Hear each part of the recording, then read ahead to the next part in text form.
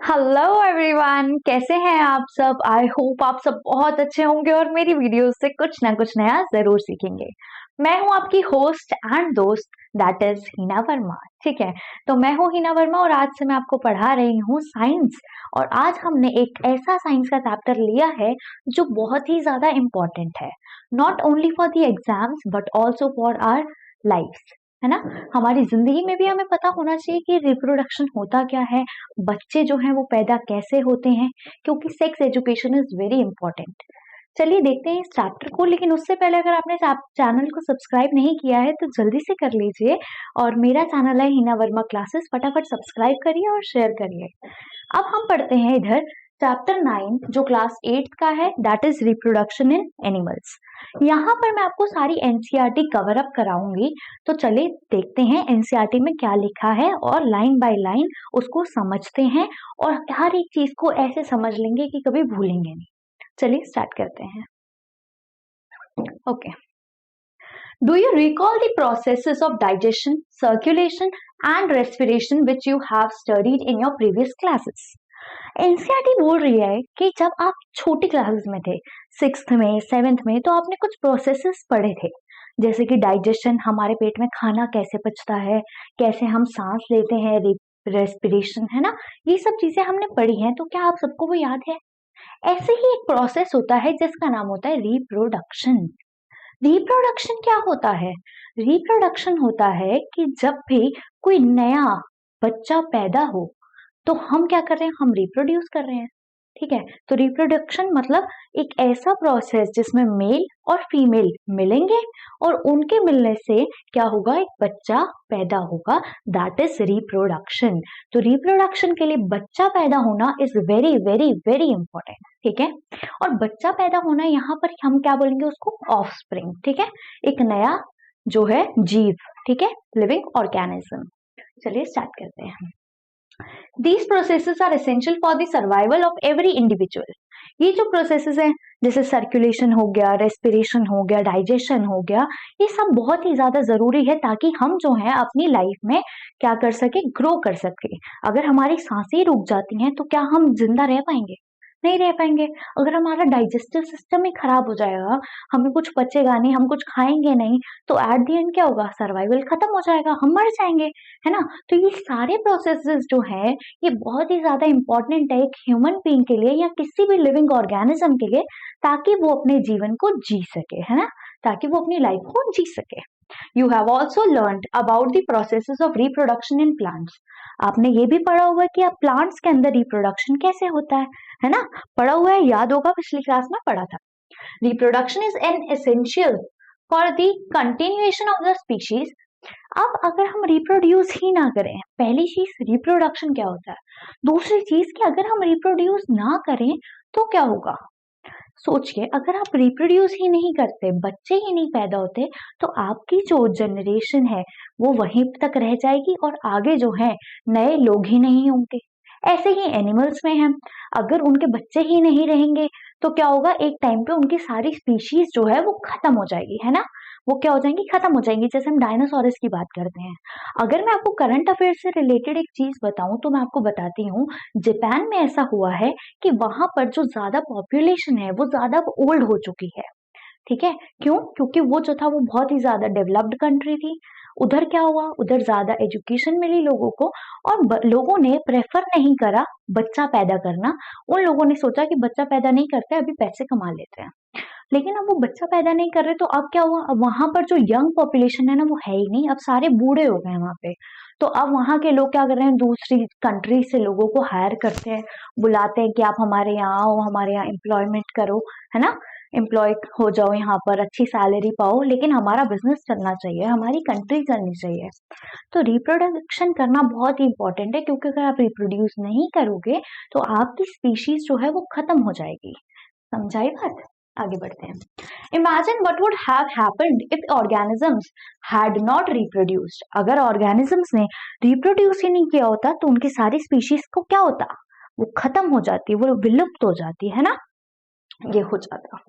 आगे, you will realize that the reproduction is very important as it ensures the continuation of similar kinds of individuals generation after generation. यहाँ पर ये बोल रहे हैं हमें, कहते हैं कि रिप्रोडक्शन से क्या होता है ना, आप सिमिलर काइंड किस चीज का बनाते हो, सिमिलर काइंड ऑफ इंडिविजुअल्स। अब फॉर एग्जाम्पल डॉग जो है वो रिप्रोड्यूस कर रहा है ना, तो क्या हो गया, डॉग और बिच जो है वो रिप्रोड्यूस कर रहे हैं, तो वो आगे अपने जैसे ही इंडिविजुअल बनाएंगे। वो डॉग या बिचेस ही, जो पपीज हैं वो ही रिप्रोड्यूस करेंगे। अब मैं हूं या फिर आप हैं या कोई भी है, हमारे मम्मी पापा हैं या कोई भी है, अगर कोई इंसान जो है रिप्रोड्यूस कर रहा है और वो बच्चा पैदा कर रहा है, तो वो इंसान का बच्चा ही निकलेगा ना, है ना। अब जैसे कोई फ्रॉग है, उसका बच्चा है, तो उसका बच्चा फ्रॉग ही तो बनेगा बड़े होके। तो वो बोलता है कि जब भी आप रिप्रोडक्शन करते हैं तो आप वैसे ही बच्चे को पैदा करते हैं जैसे आप हैं। अगर आप डॉग है तो आप एक पपी को ही पैदा करेंगे, आप इंसान को, ह्यूमन बीइंग को पैदा नहीं करेंगे। अगर आप फ्रॉग है तो आप फ्रॉग को ही पैदा करेंगे, आप बटरफ्लाई को पैदा नहीं कर देंगे, है ना। आगे बढ़ते हैं। You have already learned in your previous classes about reproduction in plants. In this chapter, we shall learn how reproduction takes place in animals. अब इस चैप्टर में हम जानेंगे कि एनिमल्स में रिप्रोडक्शन कैसे होता है। अच्छा, तो हमने प्लांट्स का क्यों नहीं पढ़ा, क्योंकि वो हम पहले पढ़ चुके हैं। यही ये बोल रहा है कि चलो अब हम इस चैप्टर में जानते हैं, इस क्लास में, क्लास 8 में, कि रिप्रोडक्शन जो है वो ऑर्गेनिजम्स, स्पेशली जो ह्यूमन बींग्स है, वो कैसे करते हैं। आगे बढ़ते हैं। Modes of reproduction. रिप्रोडक्शन के कितने मोड्स हैं? क्या रिप्रोडक्शन के भी टाइप होते हैं?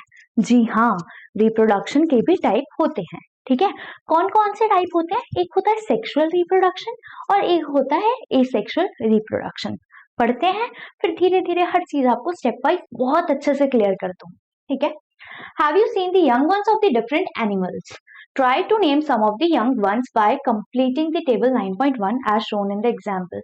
यहाँ पर क्या है, आपके एनसीईआरटी में एक टेबल दिया हुआ है और वहां पे आपको बताना है कि इसका बच्चा क्या होगा। जैसे डॉग का बच्चा जो है वो पपी होगा, शीप का बच्चा क्या होगा, इसका बच्चा क्या होगा, इस तरह से वो तो आप कर लेंगे, है ना। आगे, you must have also seen the young ones of the various animals being born.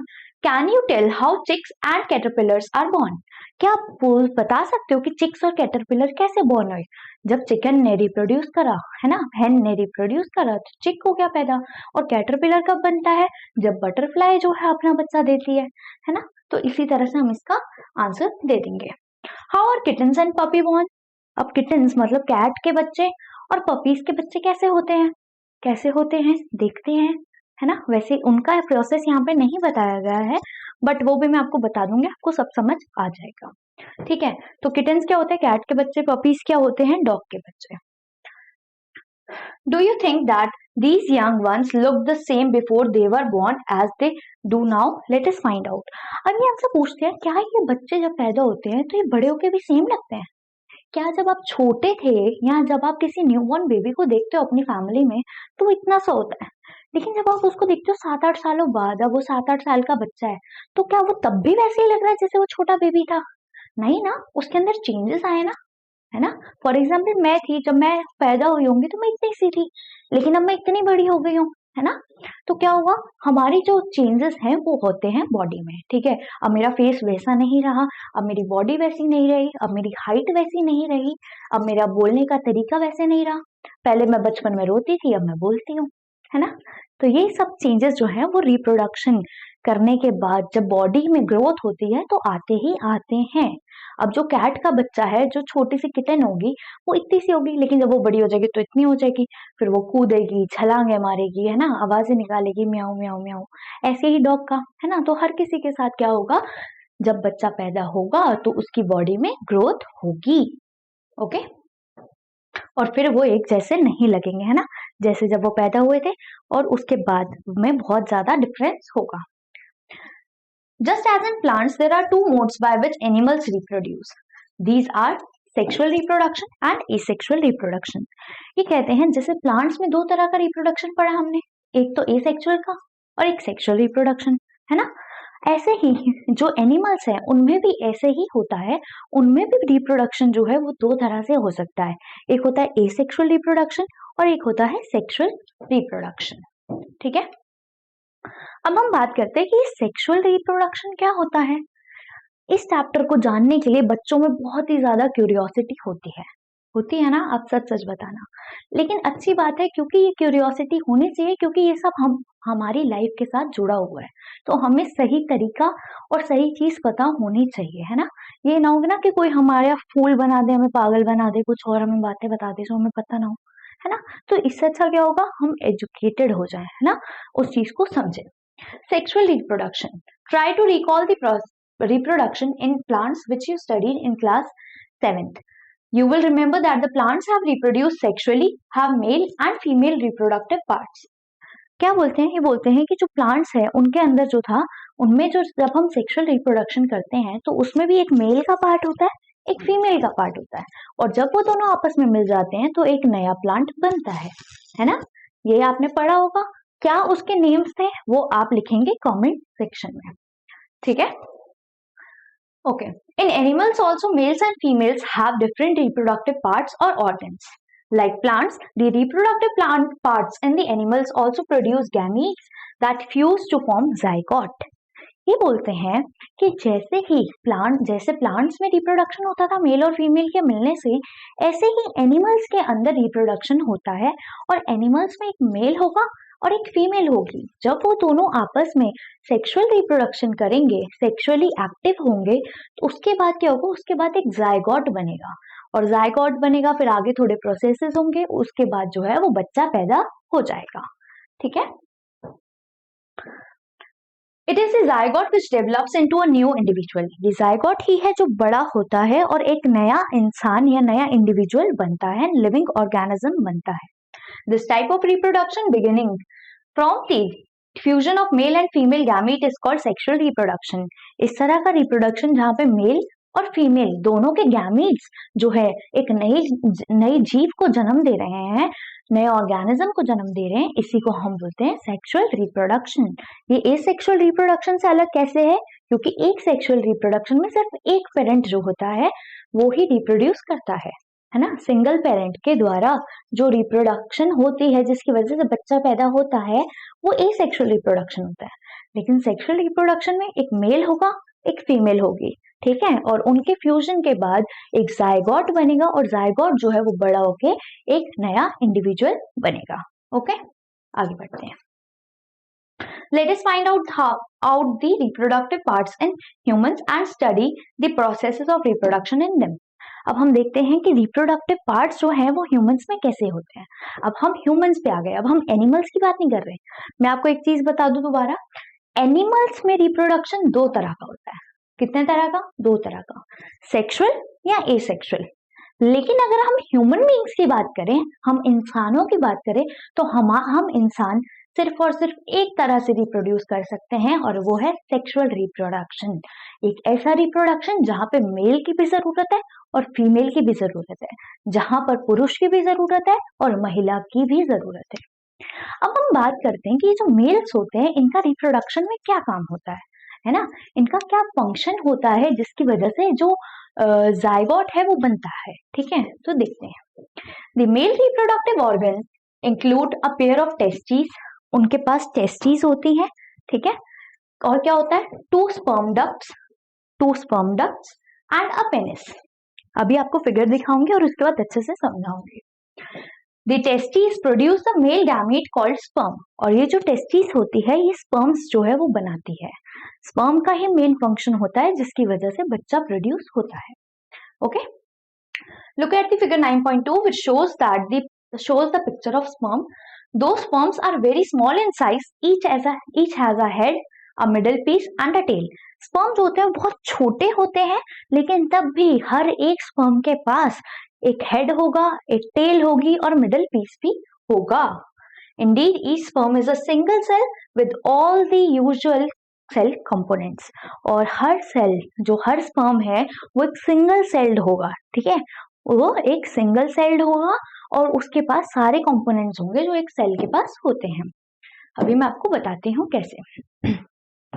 Okay, let us take a pen. Done. ये जो है ये मेल रिप्रोडक्टिव ऑर्गन है, ये मेल रिप्रोडक्टिव पार्ट है। अगर आप ध्यान से इसको देखेंगे तो आपको यहाँ पर अ पेयर ऑफ टेस्टिस नजर आ रहा है, ठीक है, ये जो है ये पार्ट है, ये जो गोल गोल है दोनों साइड, दिस इज टेस्टिस। क्या है ये? टेस्टिस। इस टेस्टिस का काम ये है कि ये जो है ये स्पर्म बनाती है। क्या बनाती है? स्पर्म बनाती है। टेस्टिस के अंदर ही क्या बनेगा? स्पर्म बनेगा। जब ये स्पर्म बनेगा तो ये क्या है, यहां से यहां तक एक है स्पर्म डक्ट। ठीक है, यहां से यहां तक क्या है? Sperm duct. तो ये स्पर्म डक्ट यहां से यहां तक जाएगा स्पर्म डक्ट के थ्रू। ठीक है, तो ये जो स्पर्म है ये यहां से यहां तक जा रहा है स्पर्म डक्ट के थ्रू। उसके बाद ये पेनिस के थ्रू बाहर निकलेगा। ठीक है, इसके बाद ये पेनिस के थ्रू बाहर निकलेगा। क्या बाहर निकलेगा? स्पर्म बाहर निकलेगा। समझ आई बात? हुआ क्या, मेल रिप्रोडक्टिव पार्ट में हमें 3 चीजें पता चली। हमें पता चला कि ये जो है, ये जो 2 गोल गोल पार्ट हैं, पेयर हैं, इनको हम टेस्टिस बोलते हैं। इन टेस्टिस का काम ये है कि ये स्पर्म्स को प्रोड्यूस करती है। जब ये स्पर्म्स प्रोड्यूस करती है तो ये स्पर्म्स निकलते हैं स्पर्म डक्ट के थ्रू। ठीक है, इस रास्ते से निकलेंगे। रास्ता क्या है? Sperm duct. Sperm duct is the रास्ता। ठीक है, इज द वे। उसके बाद वो सीधा जाएंगे और पेनिस के थ्रू बाहर निकल जाएंगे। Penis, this is penis. ठीक है, तो पेनिस के थ्रू स्पर्म बाहर निकल जाता है। ये है मेल रिप्रोडक्टिव ऑर्गन। अब ये स्पर्म होता क्या है, स्पर्म का फंक्शन क्या होता है बताती हूँ, बट पहले देख लेते हैं कि ये स्पर्म दिखता कैसे है। स्पर्म अगर आप देखेंगे तो हर एक स्पर्म के पास एक हेड होगा। ठीक है, एक हेड होगा, एक मिडिल पीस होगा और साथ ही साथ इसके पास टेल भी होगी। टेल, पूंछ जिसको हम बोलते हैं, ऐसे ऐसे हिलेगी। इस टेल का काम क्या होता है? मूवमेंट करने का। ठीक है, क्योंकि इसको यहाँ से यहाँ तक मूव करना है और उसके बाद जब ये यहाँ से निकल जाएगा उसके बाद भी तो इसको मूव करना है। जब ये जो है वजाइना में जाएगा, है ना, यूट्रस में जाएगा, तो तब भी तो स्पर्म को मूव करना है। तो मूवमेंट के लिए जो टेल है वो बहुत ही ज्यादा इंपॉर्टेंट है, क्योंकि अगर टेल ही नहीं होगी तो स्पर्म मूव कैसे करेगा? अगर मेरे पास पैर ही नहीं होंगे तो मैं आपको चल के कैसे बताऊं, है ना? तो अगर स्पर्म के पास टेल ही नहीं होगी तो स्पर्म कैसे मूव करेगा, कैसे आगे जाएगा? क्लियर? ठीक है, आगे देखते हैं। तो स्पर्म पता चल गया। स्पर्म के पास होता है हेड, बीच में ये पोर्शन, इसको हम मिडल पीस बोलते हैं और ये पोर्शन को हम टेल बोलते हैं। यहाँ पे मेल रिप्रोडक्टिव पार्ट में क्या था? 2 टेस्टिस थी। ठीक है, उसके बाद एक पेनिस हमें नजर आया और टेस्टिस से पेनिस का रास्ता जो है वो स्पर्म डक्ट के थ्रू होता है। तो ये जो है, ये जो ट्यूब सी जा रही है, that is sperm duct. This is also the sperm duct. Clear? आगे बढ़ेंगे। Okay, next, female reproductive organ. अब हम बात करते हैं फीमेल रिप्रोडक्टिव ऑर्गन की। फिर दोनों को इकट्ठे मिला के बताऊंगी कि बच्चा कैसे प्रोड्यूस हुआ। अभी हमने मेल रिप्रोडक्टिव ऑर्गन पढ़ा, अब हम फीमेल रिप्रोडक्टिव ऑर्गन पढ़ लेंगे। जब ये दोनों पढ़ लेंगे तो बात करेंगे उनके फ्यूजन की, उनके मिलने की, और उसके बाद बात करेंगे कि कैसे बेबी जो है वो पैदा हुआ। Female reproductive organs. The female reproductive organs are a pair of ovaries. इसमें ओवरीज होती हैं, ओविडक्ट्स होते हैं जिसे हम फेलोपियन ट्यूब भी बोलते हैं, एंड द यूट्रस, और उसके अंदर एक यूट्रस भी होता है। Ovary produces female gametes called ओवा। ओवरी जो है वो फीमेल गैमेट प्रोड्यूस करती है जिसका नाम होता है ओवा। ठीक है, ओवा, या जिसे हम एग भी बोलते हैं। In human beings, a single matured egg is released into the oviduct by one of the ovaries every month. Human being में, मतलब ह्यूमन फीमेल में, ओवरीज जो है वो हर महीने क्या करेंगी? एक एग को प्रोड्यूस करेंगी, एक मैच्योर्ड एग को प्रोड्यूस करेंगी। ठीक है, और वो जो है वही आगे फंक्शन करेगा। तो ये जो एग है या ओवा है, ये जो है ये है फीमेल का गैमीट। ठीक है, तो फीमेल गैमीट इज ओवा और एग। अगर मैं बात करूं मेल गैमीट, तो मेल गैमीट क्या था? स्पर्म था। ठीक है, तो sperm is the male gamete and ova और egg is the female gamete. आगे बढ़ते हैं। Okay, uterus is the part where development of the baby takes place. Like the sperm, the egg also is a single celled. ठीक है, यहाँ पे ये बोल रही है, कहते हैं यूट्रस एक ऐसा पार्ट है जहां पर जो बच्चा है वो डेवलप होता है। ठीक है, uterus is the part where the development of the baby takes place. तो डेवलप का होगा बच्चा यूट्रस में होगा, और साथ ही साथ ये बोलते हैं कि जैसे स्पर्म जो है वो सिंगल सेल्ड है, ऐसे ही जो एग है या ओवा है वो भी सिंगल सेल्ड है। बताती हूँ, अच्छे से एक्सप्लेन करती हूँ आपको। Okay, let us take the pen. Now हम ध्यान से देखते हैं इसे, हमें पता चल रहा है कि ये जो है ये फीमेल रिप्रोडक्टिव ऑर्गन है। क्या है? Female reproductive organ. अगर आप देखते हैं तो यहाँ पर इस तरह से ये कुछ आपको फिगर नजर आ रही है, आ रही है नजर आ रही है ऑब्वियसली, है ना। ये जो है ये है आपकी ओवरी, ठीक है, ये जो है ये है आपकी ओवरी। और इस ओवरी में क्या होता है? इस ओवरीज में बनते हैं एग्स। क्या बनते हैं? एग्स। आप याद करिए जब हमने मेल रिप्रोडक्टिव ऑर्गन पढ़ा, वहां पर हमने जो दो बॉल्स पढ़ी थी जिसका नाम मैंने आपको टेस्टिस बताया था, उन बॉल्स के अंदर क्या प्रोड्यूस हो रहा था? स्पर्म प्रोड्यूस हो रहा था। अब यहाँ पर भी ऐसे ही कुछ है, दो बॉल टाइप के पार्ट्स हैं, लेकिन वो पर्टिकुलरली बॉल नहीं है, मैं आपको समझाने के लिए बोल रही हूँ। और ये पार्ट जो है इनका नाम है ओवरी, और ये रिलीज करती है एग, मतलब ये प्रोड्यूस करती हैं एग को, मैच्योर्ड एग को रिलीज कर देती हैं, ठीक है। तो ओवरी जो है वो एग को रिलीज करेगी। कैसे? एग को जब मैच्योर हो गया होगा, ठीक है। आगे बढ़ते हैं। ये ओवरी जब एग को रिलीज करेंगी तो ये एग जो है उसको भी तो इधर के रास्ते आना है जैसे स्पर्म आ रहा था। तो अब वो जिस रास्ते से आएगी उस रास्ते को, ये जो ट्यूब वाला रास्ता है, इस ट्यूब वाले रास्ते को हम या तो ओविडक्ट बोल देते हैं या फिर हम इसे फैलोपियन ट्यूब बोल देते हैं। क्या बोला? या तो हम इसे ओविडक्ट बोलेंगे या फिर फैलोपियन ट्यूब बोल देंगे। मेल रिप्रोडक्टिव पार्ट में जहां पे स्पर्म जो था वो प्रोड्यूस हो रहा था, और स्पर्म निकल के किस रास्ते से, किस ट्यूब से जा रहा था? स्पर्म डक्ट से। यहाँ पर जो ओवा है या एग है वो किस रास्ते से जाएगा? ओविडक्ट से या फिर फैलोपियन ट्यूब से। ओविडक्ट और फैलोपियन ट्यूब दोनों सेम है, ठीक है। आगे बढ़ते हैं। और ये जो है ये पार्ट है यूट्रस का, ये पार्ट है यूट्रस का। यहाँ पर जो है बेबी डेवलप करता है, यहाँ पर जो है बेबी डेवलप करता है। क्लियर बेटा? आगे बढ़ते हैं। तो अभी तक हमने पढ़ा ये ओवरी है, ओवरी एग रिलीज करेगी, एग जो है वो यहाँ से यहाँ तक ओविडक्ट या फिर फैलोपियन ट्यूब जिसे हम बोलते हैं उसके रास्ते जाएगा, और यहाँ पर जो है बच्चा पैदा होता है। अब मैं आपको बता दूं कि ह्यूमन फीमेल में हर महीने एक मैच्योर्ड एग रिलीज होता है, ठीक है। हर महीने एक मैच्योर्ड एग रिलीज होता है। अब आपको ध्यान ये रखना है कि ये एग कभी इस रास्ते से जाएगा या कभी इस रास्ते से जाएगा। ये नहीं होगा कि दोनों टाइम से एग जा रहे हैं, ना ना ना ना ना, गलत। एग जो है वो हमेशा एक ओवरी से आएगा। फॉर एग्जाम्पल जनवरी के मंथ में एग यहाँ से रिलीज हो गया, तो फेब्रुवरी में एग यहाँ से रिलीज हो जाएगा, फिर मार्च में वो यहाँ से रिलीज हो जाएगा, अप्रैल में यहाँ से हो जाएगा, मई में यहाँ से हो जाएगा, जून में यहाँ से हो जाएगा, जुलाई, अगस्त, सितंबर, अक्टूबर, नवंबर, दिसंबर। समझ आई बात? तो क्या हुआ? एक ओवरी से एक महीना एग रिलीज हुआ और दूसरी ओवरी से दूसरे महीने एग रिलीज हुआ, फिर पहली ओवरी से तीसरे महीने एग रिलीज हुआ, और चौथे महीने जो है वो दूसरी वाली ओवरी से एग रिलीज हुआ।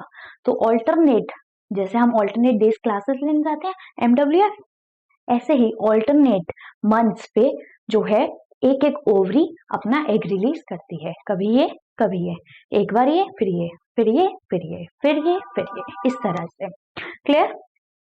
अब मैं आपको बता दूं, जो स्पर्म होता है और जो एग होता है जिसको हम ओवा भी बोलते हैं, ये दोनों सिंगल सेल्ड होते हैं। ध्यान रखना आपने, ये दोनों सिंगल सेल्ड होते हैं और इनमें सेल के सारे कंपोनेंट्स होते हैं। क्लियर है? आगे बढ़ते हैं। ओके, सो अब हम बात करते हैं फर्टिलाइजेशन। फर्टिलाइजेशन का मतलब है जब मेल का स्पर्म और फीमेल के एग या ओवा आपस में मिल जाए, दैट इज फर्टिलाइजेशन। इजी। जब मेल का स्पर्म और फीमेल का एग आपस में मिल जाते हैं तो दैट इज फर्टिलाइजेशन। इस फर्टिलाइजेशन को हम फ्यूजन भी बोल सकते हैं, क्योंकि जब दो चीजें आपस में मिलती है तो हम बोलते हैं अरे यार ये तो फ्यूज हो गई, है ना। तो जब मेल गैमीट और फीमेल गैमीट आपस में मिलेंगे तो वो फ्यूजन पैदा करेंगे, जिसको हम फर्टिलाइजेशन भी बोलते हैं। मेल गैमीट क्या था? स्पर्म। फीमेल गैमीट क्या था? ओवा। जब ये दोनों आपस में मिलेंगे तो क्या होगा? फर्टिलाइजेशन होगा। क्या होगा? फर्टिलाइजेशन। क्लियर? आगे पढ़ते हैं, देखते हैं इसमें क्या लिखा है। The first step is in the process of reproduction is the fusion of a sperm and ovum। ठीक है, तो ये क्या बोल रहा था? ये बोल रहा था कि फर्स्ट स्टेप जो है वो स्पर्म और ओवम का मिलना है। ओवम क्या हो गया, एग हो गया आपका, ठीक है। When sperms come in the contact with the egg, one of the sperms may fuse with the egg. ये बोलता है कि जब स्पर्म जो है वो एग के कांटेक्ट में आता है, ठीक है, फीमेल के एग के कांटेक्ट में जब स्पर्म आएगा तो क्या होगा, कोई एक स्पर्म जो है वो एग से फ्यूज करेगा। कोई एक एग, इसका क्या मतलब है, इसका मतलब ये है कि जब भी कोई मेल का स्पर्म होता है उसमें बहुत सारे स्पर्म्स होते हैं, मिलियंस ऑफ स्पर्म्स, लेकिन जो स्पर्म सबसे ज्यादा फिट होता है, सबसे ज्यादा हेल्दी होता है, वही क्या करता है, वही जो है वो एग के साथ मिलता है और वही जो है फ्यूजन करता है और उसी को हम फर्टिलाइजेशन बोल देते हैं। तो जो मेल्स का डिस्चार्ज है, उस मेल्स के डिस्चार्ज में क्या होता है, बहुत सारे स्पर्म होते हैं, सिर्फ एक स्पर्म नहीं होगा, और बहुत सारे जो स्पर्म होंगे ना उनका सबका अलग अलग हेड होगा, मिडल पीस होगा, टेल होगा, ठीक है। लेकिन जो सबसे ज्यादा फास्टेस्ट स्पर्म होगा, जो सबसे ज्यादा हेल्दी होगा, सबसे ज्यादा फिट होगा, वही जो है वो कांटेक्ट करेगा किससे, एग से, और जब वो दोनों आपस में मिल जाएंगे तो वो फर्टिलाइजेशन हो जाएगा। क्लियर, देखते हैं आगे। Okay, when the sperms comes in the contact with the egg, one of the sperms may fuse. one of the sperm, अब समझ आया, बहुत सारे स्पर्म थे लेकिन एक स्पर्म जो फिट है वही फ्यूज करेगा किसके साथ, एग के साथ, ठीक है। Such fusion of the egg and sperm is called fertilization. यही जो फ्यूजन हुआ एग और स्पर्म का, इसी को हम फर्टिलाइजेशन बोल देते हैं। During fertilisation the nuclei of the sperm and the egg fuse to form a single nucleus. अब क्या हुआ, जब ये दोनों आपस में मिल गए तो क्या हुआ, जैसे ये स्पर्म था, ठीक है, ये this is sperm and this is egg, इन दोनों के बीच में जो खाली जगह दिख रही है आपको, इसको मैं न्यूक्लियस मान लेती हूँ।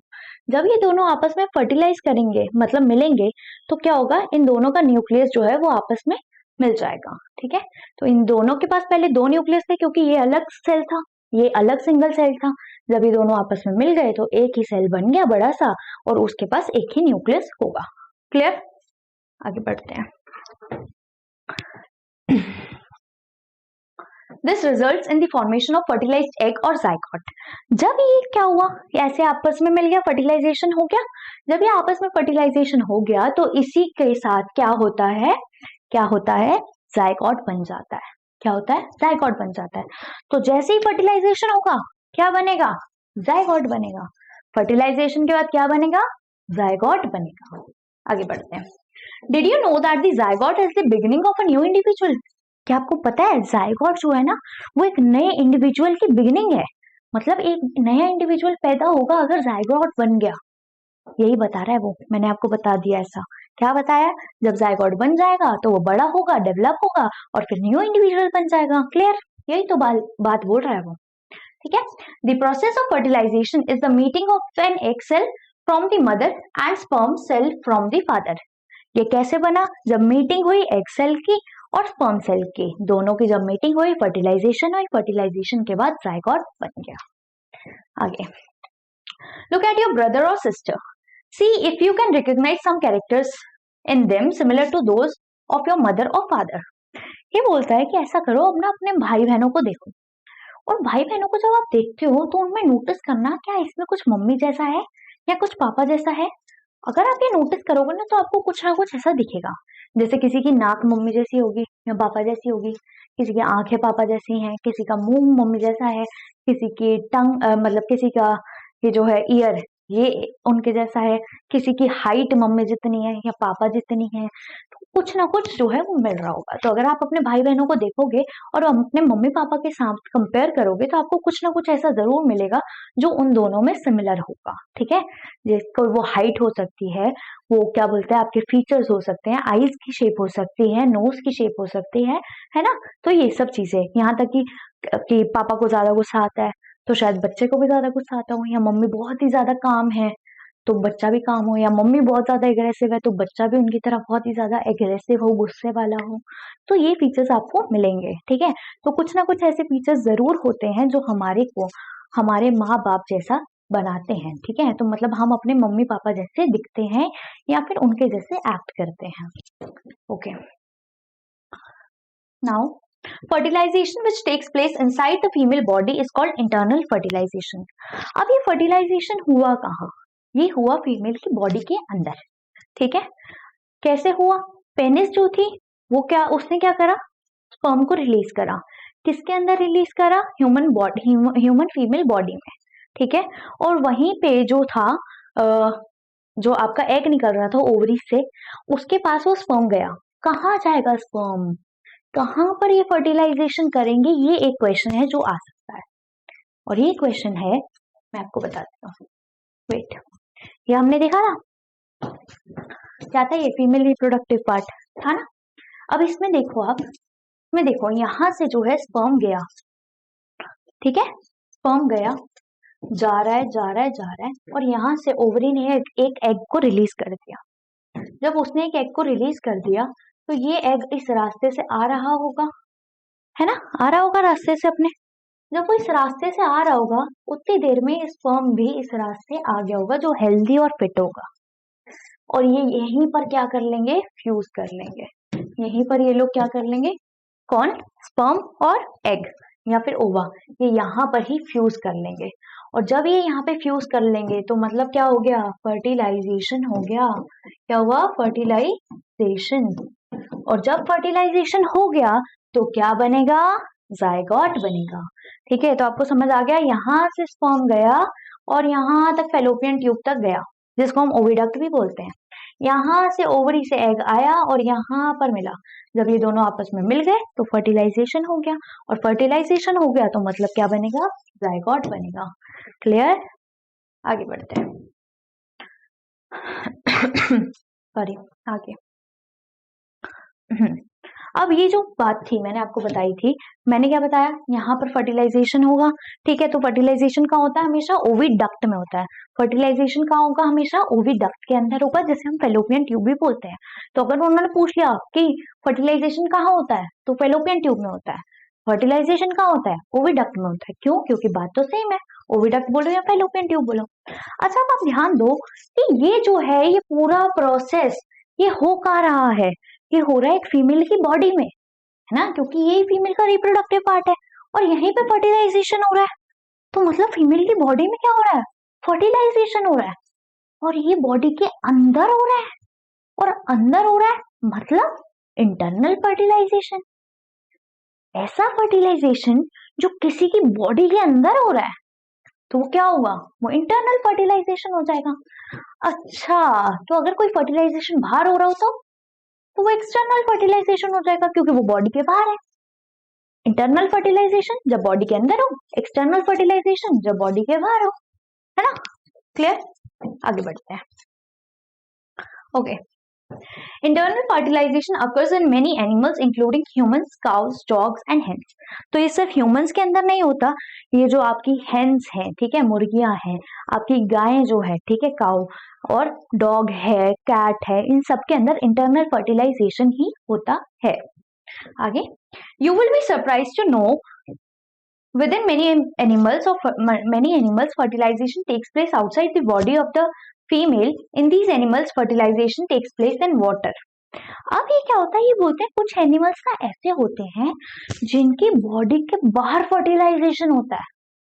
मतलब कुछ समझ नहीं आया, फर्टिलाइजेशन तो एक एग और एक स्पर्म के मिलने से होता है, लेकिन फीमेल बॉडी के बाहर फर्टिलाइजेशन कैसे होगा।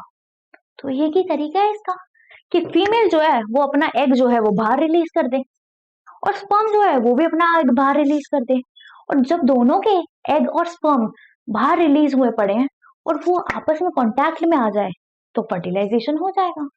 और इसी फर्टिलाइजेशन को हम क्या बोल देंगे, एक्सटर्नल फर्टिलाइजेशन, क्योंकि ये फीमेल बॉडी में तो हुआ ही नहीं। क्या ऐसा एक्सटर्नल फर्टिलाइजेशन ह्यूमन बींग्स में होता है?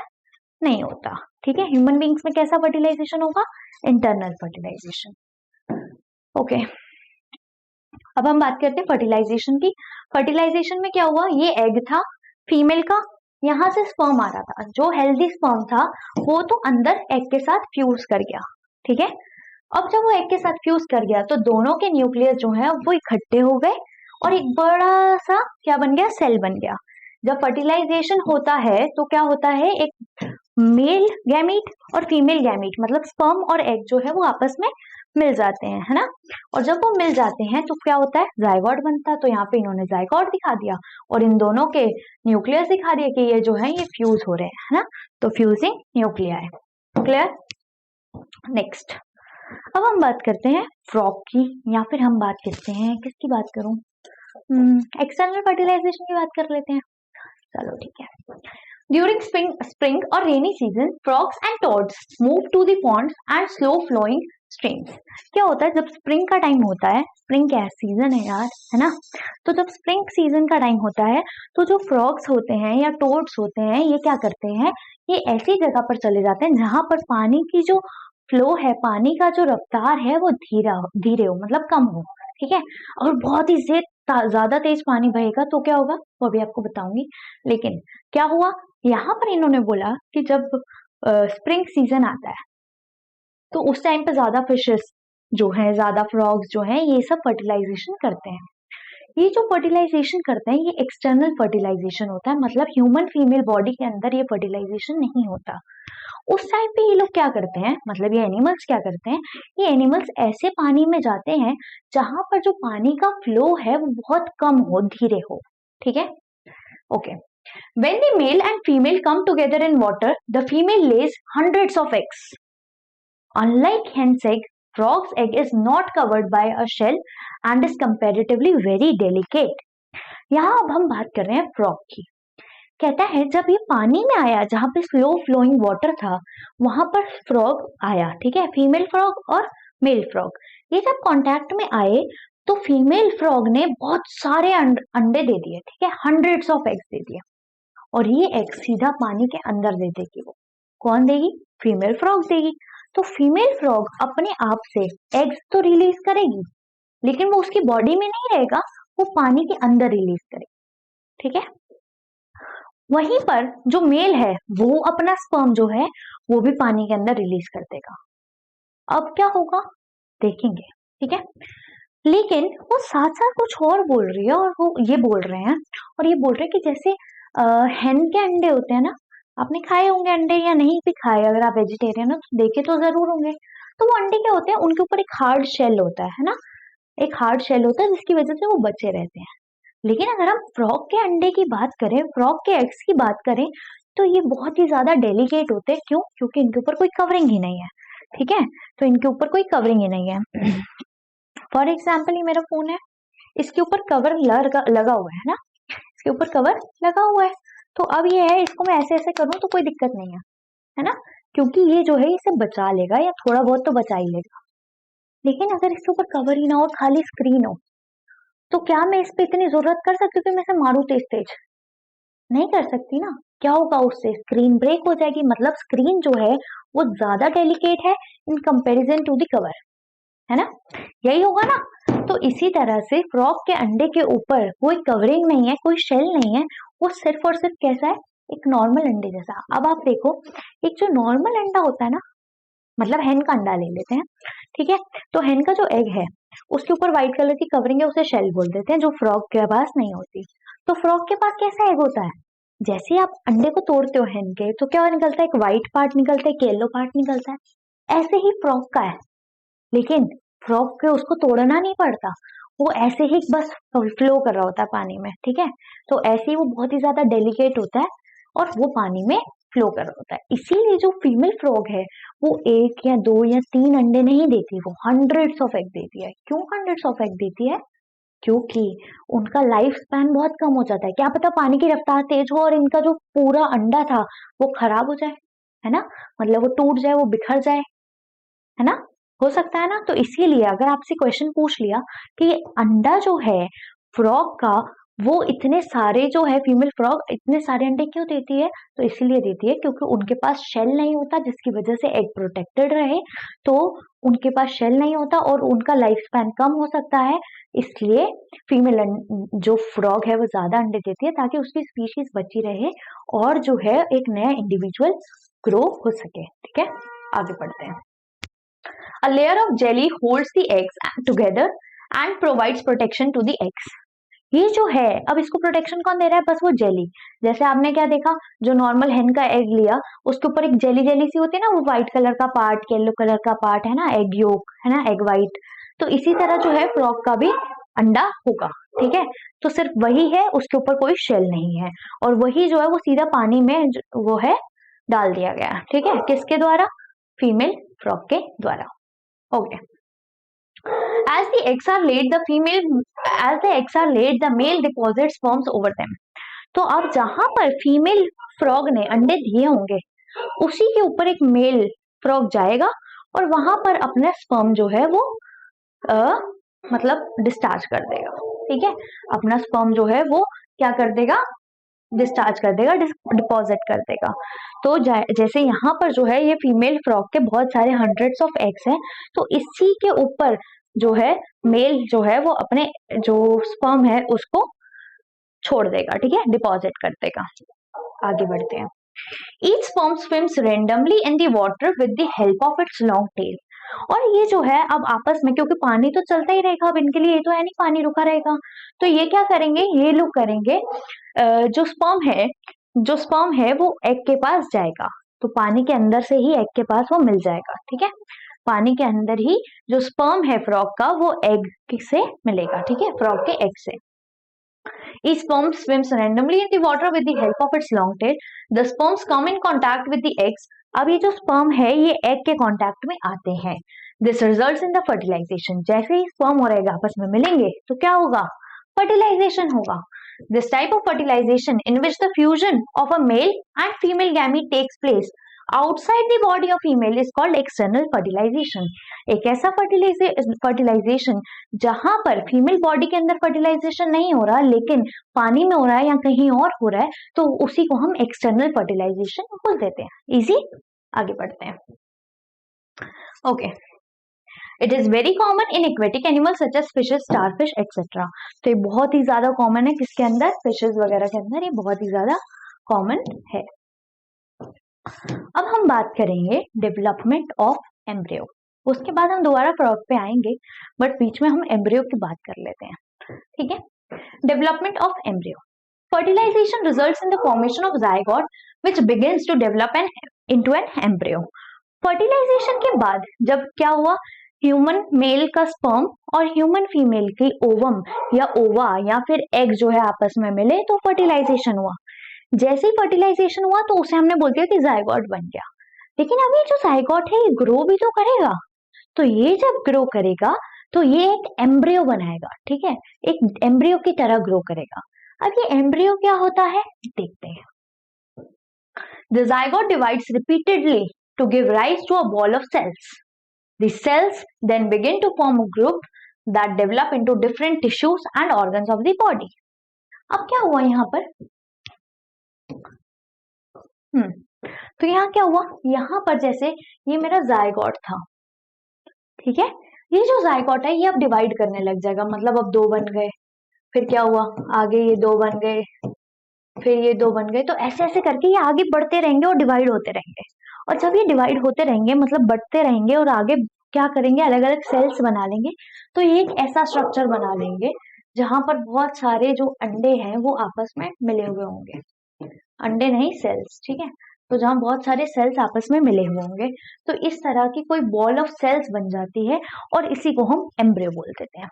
हुआ क्या, जायगोट था, जायगोट ने अपने आप को डिवाइड करा, बांटा बांटा फिर बांटा फिर बांटा फिर बांटा, ऐसे बहुत बार बांट लिया और उसके बाद एक इस तरह का जो है सिचुएशन फॉर्म हो गई जहां पर हमें ऐसा लगा कि एक बॉल ऑफ सेल्स है, एक ऐसी बॉल जो सेल्स से भरी हुई है। ये सेल्स कैसे बने, जायगोट के डिवीजन से बने, ठीक है। और ये जब सेल्स बन जाते हैं तो ये क्या होता है, आपस में क्या करते हैं, इकट्ठे हो जाते हैं। जैसे ये जो है ये पैरों का सेल था और ये पैरों का सेल था, तो थोड़ी देर बाद ये क्या होगा, ये दोनों आपस में मिल जाएंगे इस तरह से, पैरों वाला सेल और पैरों वाला सेल, हाथों वाला सेल और हाथों वाला सेल, मुंह वाला सेल और मुंह वाला सेल। इस तरह से क्या होगा, अलग अलग सेल्स जो है उनके अलग अलग जो फंक्शन है वो उस तरह से बढ़ जाएंगे। जैसे कुछ टिश्यूज होंगे वो अलग हो जाएंगे, ऑर्गन्स जो है वो अलग हो जाएंगे, ठीक है, जो हाथों के ऑर्गन्स होंगे वो अलग हो जाएंगे। तो ये सब जो है सेल्स अलग अलग ऑर्गन्स में डिवाइड हो जाएंगे, ठीक है, मतलब आपस में आ जाएंगे पास पास, सारे हाथ वाले एक साथ, पैर वाले एक साथ, इस तरह से सारे इकट्ठे हो जाएंगे, लेकिन रहेगी एक बॉल ही, ठीक है। तो एक बॉल ही है, लेकिन उसमें जो जो कॉमन था वो एक एक साइड अपनी ले चुका है, एक एक जगह ले चुका है, ठीक है। आगे okay, this developing structure is termed as an embryo. इसी स्ट्रक्चर को हम एम्ब्रियो बोल देते हैं। एक ऐसा स्ट्रक्चर जहां पे जो जायगोट है वो अपने आप को डिवाइड करता है और डिवाइड करके वो अपने कुछ सेल्स को अलग अलग कर देता है जो सेम होते हैं, जिनकी वजह से टिश्यूज या ऑर्गन्स बनते हैं। तो इसी स्ट्रक्चर को हम एम्ब्रियो बोल देते हैं। This developing structure is termed as embryo. The embryo gets embedded in the wall of uterus for the further development. और ये जो एम्ब्रियो है ये क्या करेगा, ये यूट्रस में अटैच हो जाता है। कहाँ अटैच हो जाएगा, यूट्रस में अटैच हो जाएगा, और उसके बाद जाके इसमें डेवलपमेंट होगी, ठीक है। तो उसके बाद इसमें डेवलपमेंट होगी। The embryo continues to develop in the uterus. It gradually develops the body parts such as hands, legs, head, eyes, years etcetera. अब क्या हुआ, अलग अलग जो सेल्स थे उन्होंने अलग अलग उनका फंक्शन था, तो अब वो आपस में जब डेवलप होने लग जाएंगे तो अलग अलग क्या बनेंगे, बॉडी पार्ट्स बनेंगे, हैंड्स बन जाएंगे, ईयर्स बन जाएंगे, आईज बन जाएगी, नोज बन जाएगी, ठीक है। तो इस तरह से वो बन जाएगा। The stage of the embryo in which all the body parts can be identified is called foetus. एक ऐसा स्टेज एम्ब्रियो का जहां पर बॉडी पार्ट्स जो हैं वो आइडेंटिफाई कर पा रहे हैं, हम पहचान पा रहे हैं कि हाँ ये हाथ है, ये पैर है, ये बॉडी है, ये मुंह है। जब ऐसे हम पहचान पाते हैं, एक ऐसी स्टेज आती है, उसी को हम फीटस बोलते हैं। अगर आपके घर में कोई फीमेल हो जिनका बेबी पैदा हुआ हो या होने वाला हो, तो आप देखेंगे कि वो सोनोग्राफी करवाते हैं। सोनोग्राफी में क्या होता है, बच्चे को देखा जाता है कि वो ठीक है या नहीं ठीक है, वो कैसी मूवमेंट कर रहा है। तो अगर आप वो देखेंगे तो आपको नजर आएगा कि उसका हेड सा नजर आ रहा है, किसी बच्चे का हेड नजर आ रहा है, उसकी बॉडी नजर आ रही है, उसके पैर नजर आ रहे हैं, उसके हाथ नजर आ रहे हैं, ठीक है।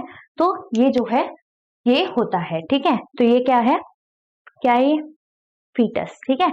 जब बॉडी पार्ट्स आइडेंटिफाई कर पाए हम एम्ब्रियो के, तो वो फीटस बन जाता है। Okay, the stage of embryo in which all the body parts can be identified is called foetus. When the development of the fetus is complete, the female gives birth to the baby, ठीक है। तो क्या होता है, जैसे ही जो foetus है उसकी सारी डेवलपमेंट हो जाती है, तो जो फीमेल है वो बेबी का जन्म कर देती है। एक बार आपको दिखा देती हूँ, फिर आगे बढ़ते हैं।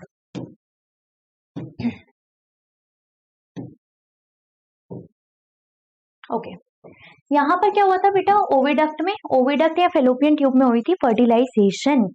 फर्टिलाइजेशन के बाद जब ये एम्ब्रियो बना, तो ये एम्ब्रियो यहाँ पर बनने के लिए आ गया। कहाँ पर बनने के लिए आ गया, यहाँ पर। अब ये वॉल ऑफ यूट्रस, ये जो है ये यूट्रस है ना हमारा, मैंने बताया था।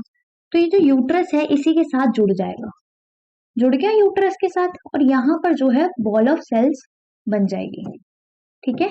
ये जो बॉल ऑफ सेल्स बन गई, इसी को हम क्या बोल देते हैं, इसी को हम बोल देते हैं एम्ब्रियो। ये क्या बन गया, एम्ब्रियो।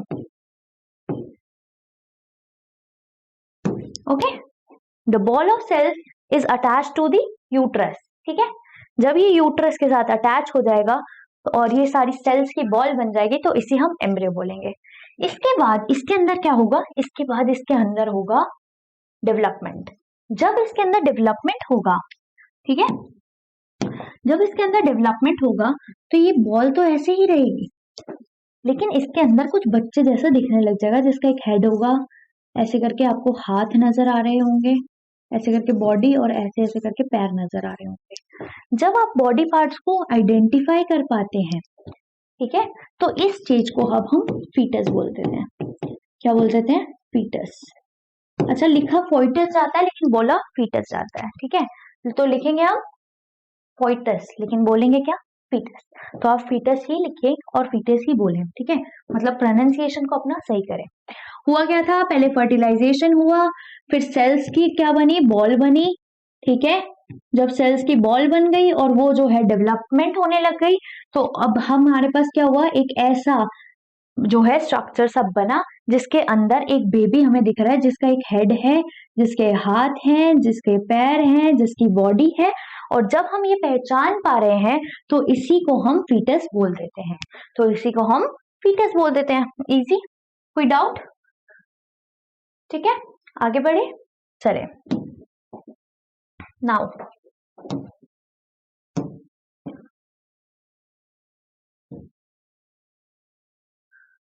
ओके, तो यहाँ तक हमने बोल दिया था।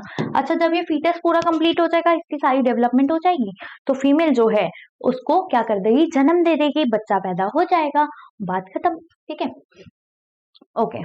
तो यहाँ पर इन्होंने हमें दिखाया जायगोट यहाँ पे बनता है, मतलब फर्टिलाइजेशन यहाँ हुआ, ये हमारी ओवरी है, यहाँ से अंडा निकला, ओव्यूलेशन हुई मतलब, और उसके बाद जायगोट यहाँ बना। जब ये यूट्रस के पास जाता है जायगोट बनकर, तो यहाँ पर जो है एम्ब्रियो बनता है। जब ये एम्ब्रियो डेवलप हो जाता है तो इसका नाम हम फीटस रख देते हैं। एक ऐसी डेवलपमेंट ऑफ एम्ब्रियो जहां पर हम क्या कर सकते हैं, बॉडी पार्ट्स रिकॉग्नाइज कर सकते हैं बेबी के, उसी को हम फीटस बोल देते हैं। ठीक है, तो ये बात आ गई यहाँ पे clear.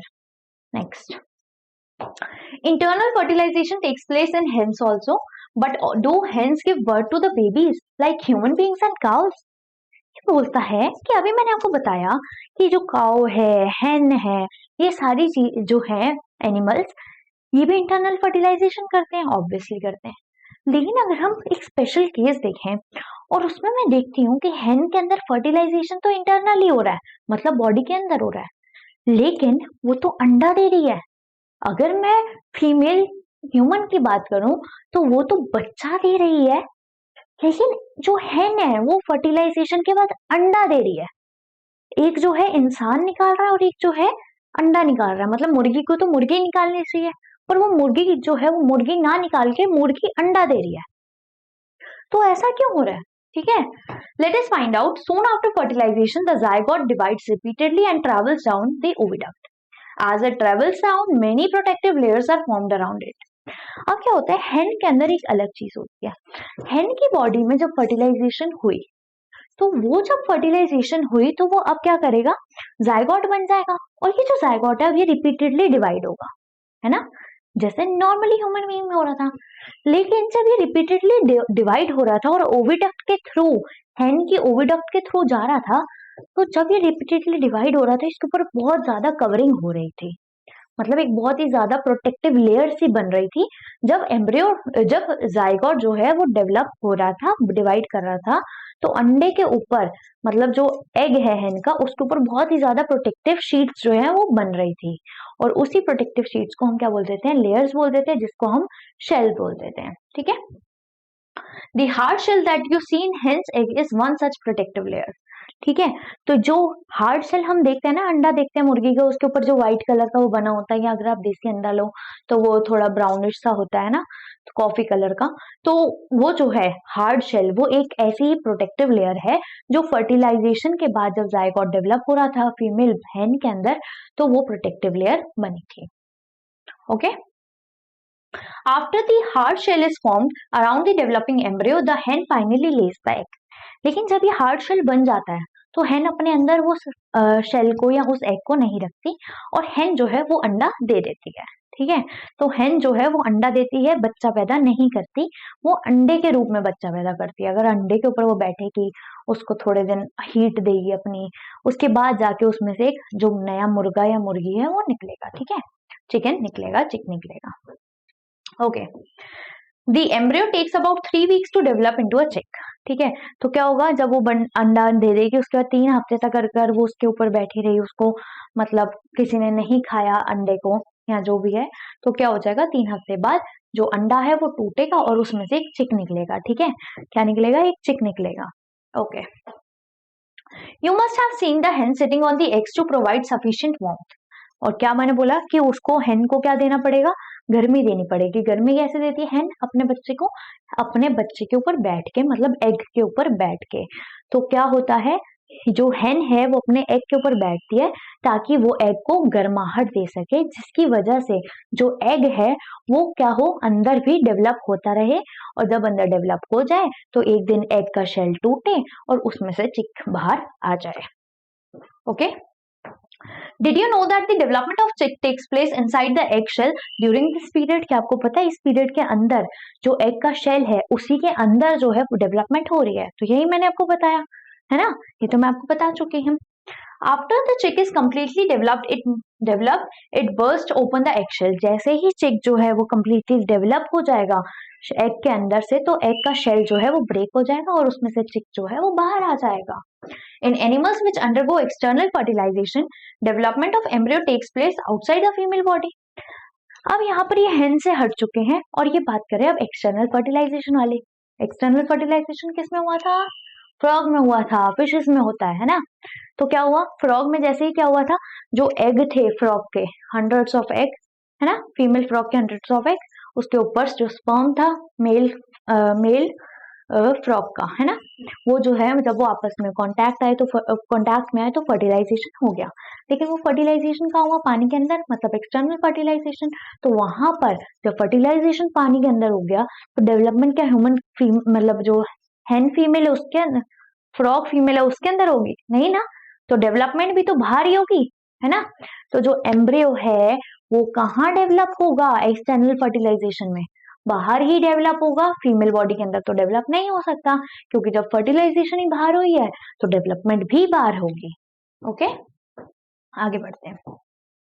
In animals which undergo external fertilization, developments of embryo takes place outside the female body. The embryo continue to grow within their egg covering. After the embryos develop, the eggs hatch. जैसे ही embryo develop हो जाते हैं तो egg जो है वो hatch हो जाते हैं, ठीक है। You must have seen numerous tadpoles swimming in the ponds and streams. तो ये बात करता है कि जब अंडे जो हैं वो पूरी तरह मैच्योर हो जाते हैं, एम्ब्रियो उनका पूरी तरह डेवलप हो जाता है, तो जो एग्स हैं उनके वो हैच कर जाते हैं फ्रॉग्स के। और उसके बाद आपने देखे होंगे छोटे छोटे फ्रॉग्स जिन्हें हम टेडपॉल्स बोलते हैं, वो अपने पानी में देखे होंगे, तो वो इसी तरह आए हैं। मतलब उनका जो डेवलपमेंट हुआ है, जो फर्टिलाइजेशन हुआ है, वो सारा पानी के अंदर हुआ है, मतलब एक्सटर्नल फर्टिलाइजेशन हुआ है। अब मैं आपको दिखा रही हूँ यहाँ पे फीटस एंड यूट्रस। तो मैंने आपको क्या बोला था, एक ऐसा जब एम्ब्रियो में बॉडी पार्ट्स आइडेंटिफाई होने लग जाए तो उस स्टेज को हम फीटस बोलते हैं।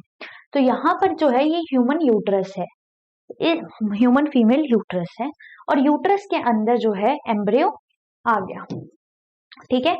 ये एम्ब्रियो जो था बॉल ऑफ सेल्स थी, ठीक है।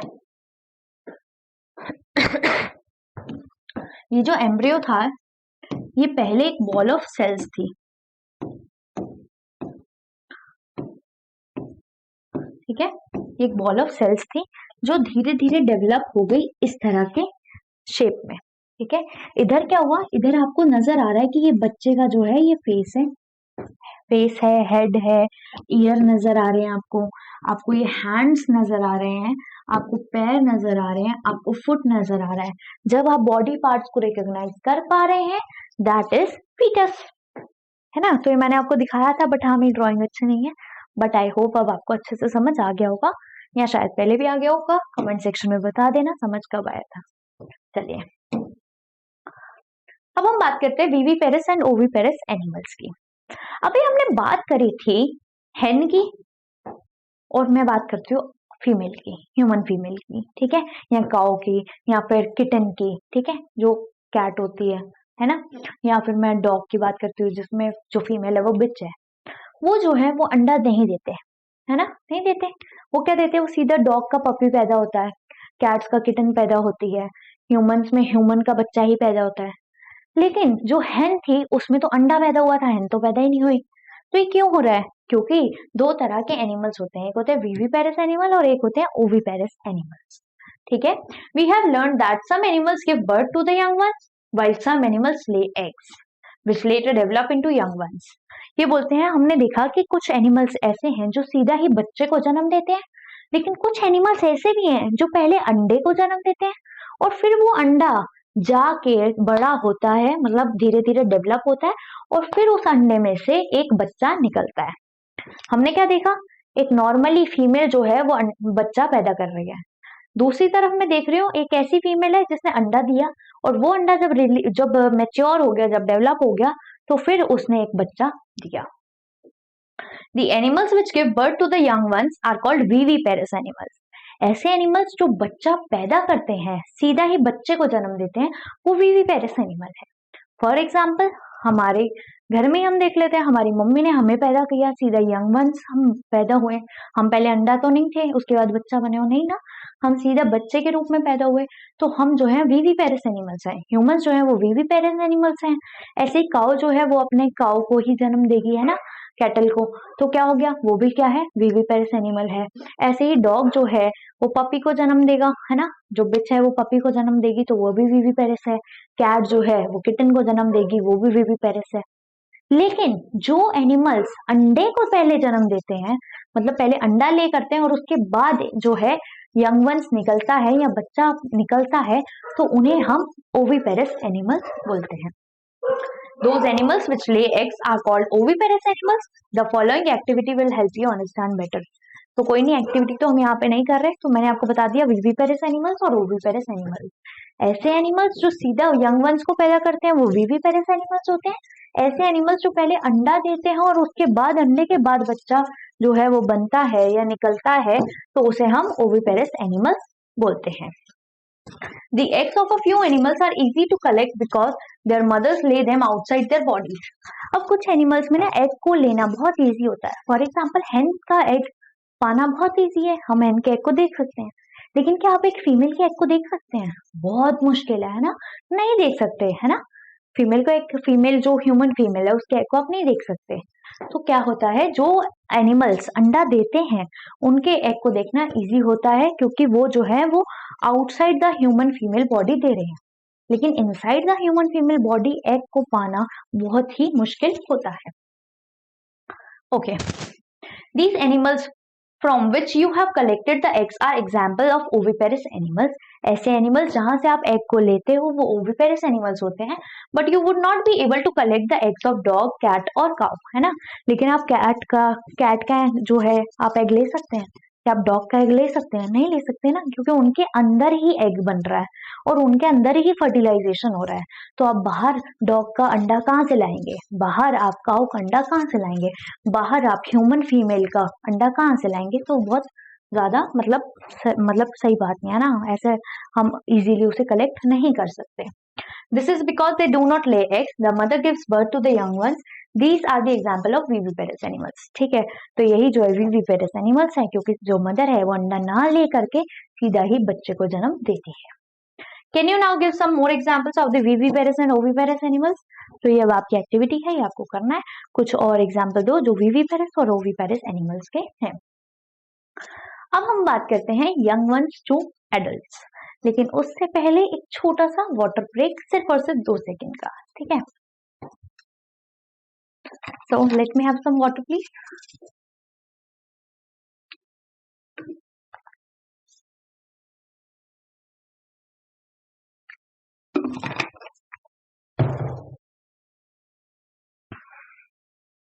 ओके, डन, स्टार्ट करते हैं।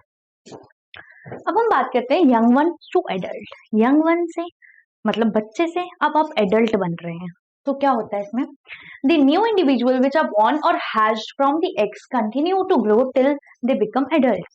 अब जो नया बच्चा पैदा हुआ है वो ग्रो करता रहेगा जब तक वो एडल्ट नहीं बन जाता। फॉर एग्जाम्पल मैं बात करूं, किसी के घर छोटा सा बेबी हुआ है, अब वो 5 साल का होगा तो वो इतना मतलब इतना हो जाएगा, फिर वो 10 साल का होगा तो इतना हो जाएगा, है ना, जितनी भी उसकी हाइट होगी उस हिसाब से वो बढ़ेगा। तो मतलब ह्यूमन फीमेल की बॉडी के बाहर आने के बाद भी जब बच्चा पैदा हो गया तब भी वो ग्रो करता है। फॉर एग्जाम्पल अभी आप आए, अभी आप इतने होंगे हाइट में, क्या पता जब आप 5-6 सालों बाद मेरे से भी लंबे हो, है ना। तो क्या हुआ, आप डेवलप ही तो कर रहे हो, आप ग्रो ही तो कर रहे हो। तो यहाँ पर यही बोल रहा है कि जब बच्चा पैदा होता है तो उसके बाद भी वो डेवलप होता रहता है जब तक एक वो प्रॉपर एडल्ट ना बन जाए। In some animals, the young ones may look very different from the adults. Recall the life cycle of silkworm, egg, larva, caterpillar, pupa, adult. तो कुछ एनिमल्स ऐसे होते हैं जहां पर जो बच्चा पैदा होता है ना बिल्कुल ही अलग दिखता है अपने पेरेंट्स से। जैसे कि यहाँ पर एग्जाम्पल दिया हुआ है हमें सिल्कवॉर्म का, ठीक है। तो वो बच्चा जो था बिल्कुल ही अलग लग रहा था एडल्ट सिल्कवॉर्म से, और ये हमने कहाँ देखा था, क्लास 7 में। Frog is an another such example observe the different stages of frog starting from the egg to the adult stage. Frog में ही ऐसा होता है, फ्रॉग में भी ऐसा होता है।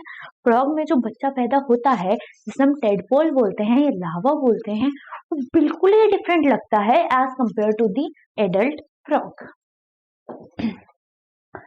ठीक है, we find that there are 3 distinct stages, that is egg, tadpole या लार्वा और एडल्ट। ठीक है, तो 3 तरह से, पहले अंडा देगा फ्रॉग, फिर वो लार्वा या फिर टेडपोल बनेगा और उसके बाद एडल्ट फ्रॉग बनेगा। Don't the tadpoles look so different from the adults? Can you imagine that these tadpoles would someday become frogs? क्या तुम्हें लगता है कि जब आप टेडपोल्स को कभी देखेंगे ना, तो आपको ऐसा फील होगा कि क्या ये भी कभी फ्रॉग बन सकते हैं? मतलब वो इतने ज्यादा डिफरेंट होते हैं। ठीक है, सिमिलरली कैटरपिलर और pupa of the silkworm looks very different from the adult moth. ठीक है, तो क्या होता है, कैटरपिलर भी बिल्कुल ही अलग लगती है, या सिल्कवॉर्म का जो प्यूपा है वो भी बिल्कुल अलग ही लगता है as compare to the adult. The features that are present in the adult are not found in these young ones. जो फीचर्स एडल्ट में है वो इस टाइम पे जो बच्चा पैदा हुआ उनमें वो फीचर्स नजर नहीं आते हैं। मतलब वो फीचर्स कब नजर आएंगे, जब वो बच्चा जो है वो खुद एडल्ट बन जाएगा। Then what happens to the tadpoles or caterpillars after thereafter? ठीक है, तो उसके बाद जो है tadpoles और caterpillars में क्या होता है? You must have seen a beautiful moth emerging out of the cocoon. In the cases of tadpoles, they transform into adults and capable of jumping and swimming. क्या होता है, जब tadpoles बड़े होते हैं तो वो adult frog बन जाते हैं और वो भी capable हो जाते हैं jumping मतलब कूदने के लिए या swimming करने के लिए, है ना। आगे, the transformation of larva into the adult through drastic changes is called metamorphosis. Important, एक ऐसा बच्चा जो बिल्कुल अलग लग रहा हो और बड़े होके बिल्कुल अलग दिखे, बचपन में बिल्कुल अलग, बड़े होके बिल्कुल अलग, उसके अंदर इतने ज्यादा ड्रास्टिक चेंजेस आ गए। तो ये जो ड्रास्टिक चेंजेस आए हैं इसका नाम है मेटामॉर्फोसिस। व्हाट इज मेटामॉर्फोसिस, बताइए। The transformation of larva into the adult through drastic changes is called metamorphosis. तो जब बहुत ही ज्यादा ड्रास्टिक चेंजेस होते हैं जिसकी वजह से जो एग है या लार्वा है या टेडपोल जो है वो बिल्कुल ही अलग दिखता है, एक एडल्ट की तरह दिखता है, तो उन चेंजेस को हम मेटामॉर्फोसिस बोलते हैं। What about the changes that we observe in our body as we grow? लेकिन क्या ऐसे आपको चेंजेस दिखते हैं हमारी बॉडी के अंदर? जब बच्चा पैदा होता है और फिर एडल्ट हो जाता है तो आपको ऐसे ड्रास्टिक चेंजेस दिखने को मिलते हैं? Do you think we too undergo metamorphosis? In human beings, body parts similar to the present in the adults are present in the form of time of the birth. अब यहाँ पे क्या होता है, जो ह्यूमन बींग्स का बच्चा होगा उसके हाथ भी पहले से होंगे, पैर भी पहले से होंगे, सब कुछ पहले से होता है। ठीक है, तो बिल्कुल ज्यादा इतने ज्यादा ड्रास्टिक चेंजेस नजर नहीं आते। अब हम देखते हैं लाइफ साइकिल ऑफ फ्रॉग। जब हम लाइफ साइकिल ऑफ फ्रॉग देखते हैं तो फ्रॉग ने क्या करा, अंडे दिए और उसके ऊपर जो था जो मेल फ्रॉग था उसने स्पर्म दिया। उसके बाद क्या हुआ, ये जो एग है ये फर्टिलाइज हो गया, इसका जायगोट बन गया, है ना। और जब जायगोट बन गया तो ये जो है एक अर्ली टेडपोल बन गया। अब आप देखो जो फ्रॉग का बच्चा है वो कैसा दिख रहा है, वो ऐसा दिख रहा है। क्या आप इमेजिन भी कर सकते हो कि ये जो है ये कभी ऐसा दिखेगा, कभी एक इस एडल्ट फ्रॉग की तरह दिखेगा, है ना। बहुत मुश्किल है। मतलब यहाँ से यहाँ तक का सफर जो था इसका, ये बहुत ही ज्यादा इमेजिन के बाहर था, इमेजिनेशन के बाहर था।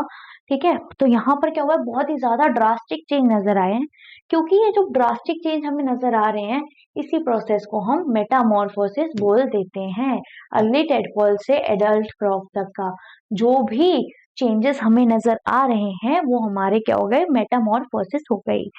क्या हुआ, फ्रॉग था, फ्रॉग ने एग दिया पानी के अंदर एग दिया, वहीं पे पानी के अंदर मेल फ्रॉग ने स्पर्म दिया।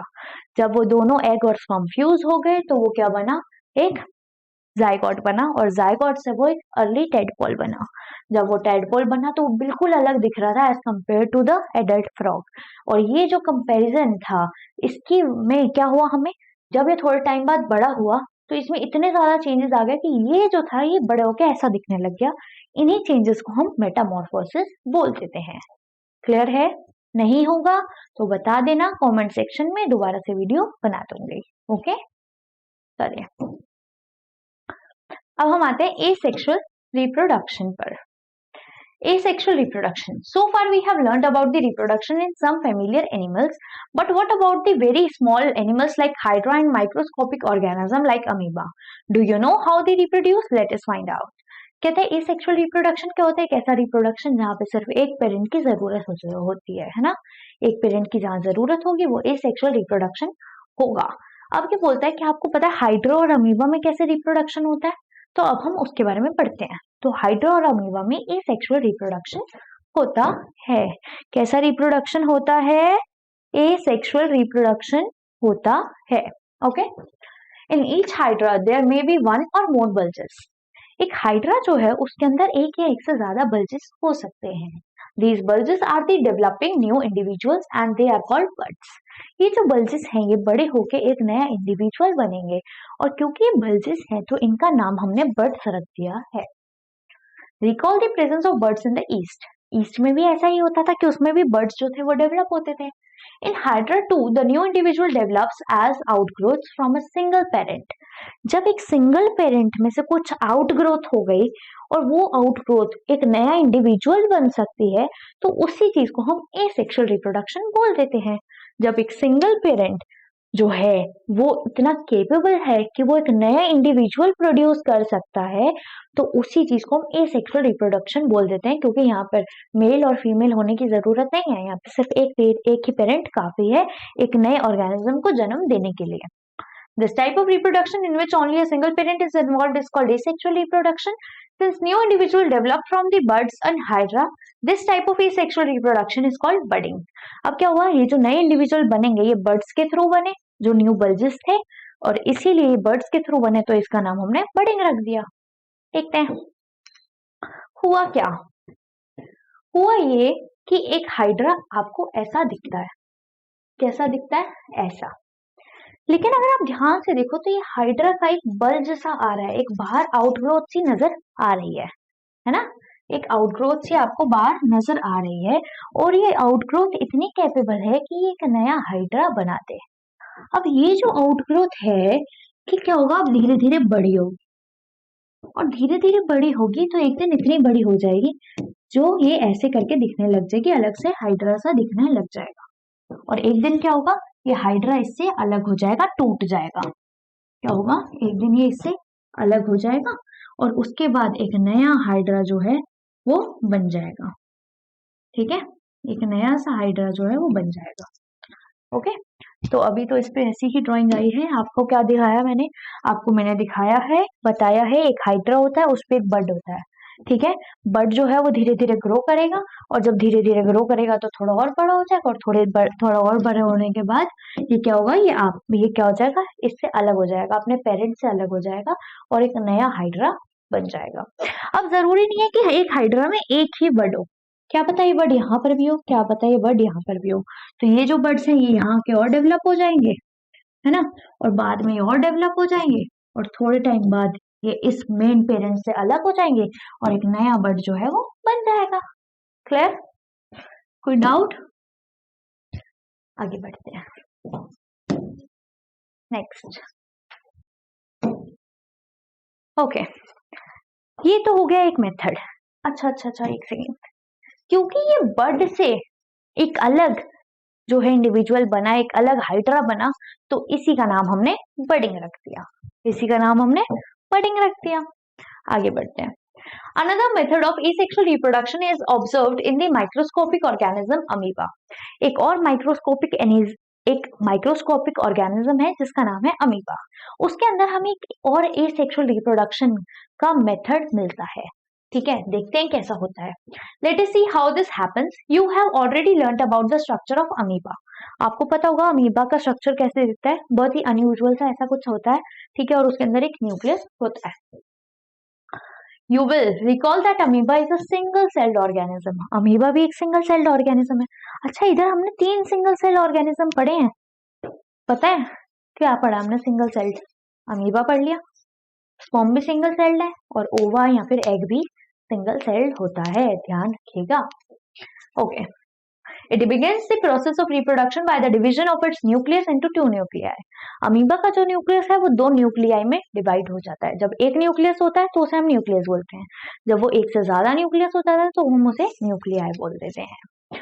This is followed by the division of its body into two, each part receiving a nucleus. अब ये क्या होगा, ये जो है जब दो न्यूक्लियस, मतलब एक न्यूक्लियस था अब वो बट गया, तो जब वो बट जाएगा तो जो अमीबा था वो दो पार्ट्स में खुद भी बट जाएगा. तो अब क्या हो जाएगा, दो अमीबा बन जाएंगे और उनके पास अलग अलग अपना अपना न्यूक्लियस होगा. ठीक है. Finally amoeba are produce from one parent amoeba. इसकी वजह से क्या हुआ, एक पेरेंट अमीबा से दो अमीबा बन चुके हैं. This type of asexual reproduction in which an animal reproduces by dividing it into two individuals is called binary fission. एक ऐसा रिप्रोडक्शन जहां पर एक एनिमल अपने आप को डिवाइड करके दो जो है न्यू बॉर्न बना लेता है या दो न्यू एनिमल्स बना लेता है, उसी को हम बाइनरी फिजन बोलते हैं. बाई मतलब दो, तो दो का फ्यूजन मतलब दो का क्या हुआ, फिजन हो गया. फिजन मतलब अलग होना, फ्यूजन का मतलब साथ आना. फ्यूजन का हो रहा था फर्टिलाइजेशन में, लेकिन यहाँ पर क्या हो रहा है, एक अमीबा था और वो टूट के दो हो गए. ठीक है, तो यहाँ पर क्या हो गया, यहाँ पर फिजन हो गया मतलब अलग हो गए. तो फिजन हो गया और कितने अमीबा बने, दो अमीबा बने, तो इसीलिए इसका नाम रख दिया बाइनरी फिजन. बाई का मतलब दो, तो binary fission. Apart from budding and binary fission, there are other methods by which a single parent reproduces young ones. You will study about these in your higher classes. ठीक है, तो जब आप बड़े हो जाएंगे तो आप और ज्यादा एसेक्सुअल मेथड के क्या पढ़ पाएंगे, मेथड्स पढ़ पाएंगे और क्या पढ़ पाएंगे. चलिए देखते हैं. ये है अमीबा. अमीबा के अंदर आपको एक जो है न्यूक्लियस दिख रहा है ना, एक न्यूक्लियस आपको दिख रहा है. ये है अमीबा, इसके अंदर आपको एक न्यूक्लियस दिख रहा है. जब ये न्यूक्लियस होता है तो ये अब क्या करता है, अपने आप को डिवाइड करने की कोशिश करता है. तो इस तरह से जो न्यूक्लियस है ऐसे बन जाता है ना. पहले एक न्यूक्लियस था और ये मान लो ये था मेरा अमीबा. ठीक है, जब ये न्यूक्लियस था तो इसने सोचा मैं डिवाइड करता हूँ, तो ये न्यूक्लियस अब ऐसा सा बन गया और इसके ऊपर अमीबा पे तो अभी भी ऐसा ही है. ठीक है, थोड़े टाइम बाद ये क्या होगा, ये न्यूक्लियस थोड़ा और पास पास आ जाएगा और ये क्या करेगा, एक बार ब्रेक हो जाएगा. अब क्या हो गया, दो न्यूक्लियस बन गए, लेकिन जो बॉडी है वो अभी भी थोड़ी चिपकी रहेगी अमीबा की, और धीरे धीरे ये बॉडी भी जो है वो अलग हो जाएगी और क्या हो जाएगा, दो जो है अमीबा बन जाएंगे. ठीक है, क्या हो जाएगा, दो अमीबा बन जाएंगे और इनके पास दो अलग अलग न्यूक्लियस हो जाएंगे. क्योंकि ये दो अलग अलग अमीबे बने तो इसका नाम हो गया बाइनरी फिजन, क्योंकि इससे हमें दो अमीबा बने हैं. बाइनरी फिजन, एक अमीबा से दो अमीबा बन गए तो बाइनरी हो गया. ठीक है, और फिजन मतलब दो बन गए है ना, तो मतलब अलग हो गए, तो बाइनरी फिजन. ठीक है, तो यहाँ पर दोबारा बता देते हैं. ये अमीबा था, ये इसका न्यूक्लियस था, ये न्यूक्लियस जो था ये आपस में डिवाइड करने लगा. जब ये आपस में डिवाइड करने लगा तो न्यूक्लियस अब थोड़ा अलग अलग हो गया, लेकिन जो अमीबा की बॉडी है वो अभी भी आपस में जुड़ी हुई है. लेकिन थोड़े टाइम बाद ये बॉडी भी जो है ये अलग हो जाएगी और दो अमीबा आपस में बन जाएंगे. ठीक है, और इन्हीं को हम क्या बोल देते हैं, डॉटर अमीबा. क्या बोलते हैं, डॉटर अमीबा. तो ये जो है ये पेरेंट अमीबा हो गया और पेरेंट से दो अमीबा का जन्म हुआ तो इसी को हमने डॉटर अमीबा बोल दिया. इसको बोला डॉटर अमीबा, इसको और इसको, तो ये हो गया हमारे डॉटर अमीबा. यहाँ पर क्या हो रहा है, न्यूक्लियस डिवाइड हो रहा है. क्लियर, कोई डाउट हो तो बता देना कमेंट सेक्शन में. अब हमारा लास्ट पार्ट है और वो है क्लोनिंग. क्या है, क्लोनिंग. ओके, लेकिन उससे पहले मैं आपको कुछ बताना चाहती हूँ जो शायद मेरी पीपीटी में नहीं आया है. शायद क्या नहीं आया, वरना मुझे दिख जाता. और इसमें एक और कंसेप्ट था और वो कंसेप्ट था टेस्ट ट्यूब बेबीज का. ठीक है, किसका कंसेप्ट था, टेस्ट ट्यूब बेबीज का, जो नहीं लिखा है मैंने, है ना. तो अभी खत्म नहीं हो ये वीडियो, देख लो. अच्छा, टेस्ट ट्यूब बेबीज क्या होता है, टेस्ट ट्यूब बेबीज का मतलब होता है फर्टिलाइजेशन करना, एक्सटर्नल फर्टिलाइजेशन करना. किसका, ह्यूमन का. तो ह्यूमन में मैंने आपको बताया था, क्या बताया था, कि स्पर्म होता है ना, और एग होता है. जब ये आपस में मिलते हैं तो क्या होता है, फ्यूजन होता है, जिसे हम फर्टिलाइजेशन बोलते हैं, है ना. और ये जो फर्टिलाइजेशन है ये होता है ह्यूमन फीमेल की बॉडी में. ठीक है, और कहाँ पर होता है, ओविडक्ट में होता है या फेलोपियन ट्यूब में होता है. ओविडक्ट और फेलोपियन ट्यूब. लेकिन कभी कभार क्या होता है, कभी कभार कुछ फीमेल्स ऐसी होती हैं जिनका जो ओविडक्ट है या जो फेलोपियन ट्यूब है वो काम नहीं करती, मतलब वो ब्लॉक हो जाती है।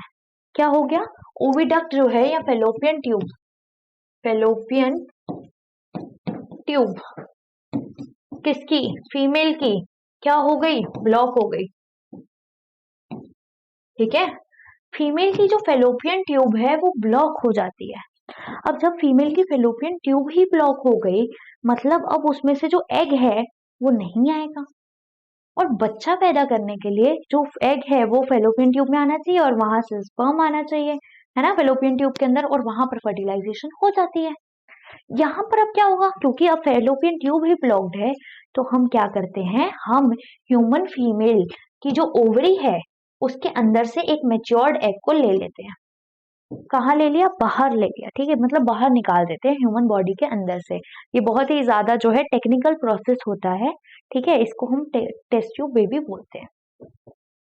ये जब बाहर निकाल लिया ह्यूमन फीमेल की बॉडी से, तो वहीं पे क्या करा हमने, जो स्पर्म होता है वो भी ले लिया फादर से, ठीक है, फादर का स्पर्म ले लिया और मदर का एग ले लिया, और उसको हम एक टेस्ट ट्यूब में रख देते हैं। ठीक है, अब यहाँ पर जो है स्पर्म है और क्या है, एग है। जब ये दोनों आपस में फर्टिलाइज हो जाएंगे, ठीक है, तो क्या हो जाएगा, फर्टिलाइजेशन हो जाएगा, है ना, जब ये आपस में फ्यूज हो जाएंगे तो फर्टिलाइजेशन हो जाएगा।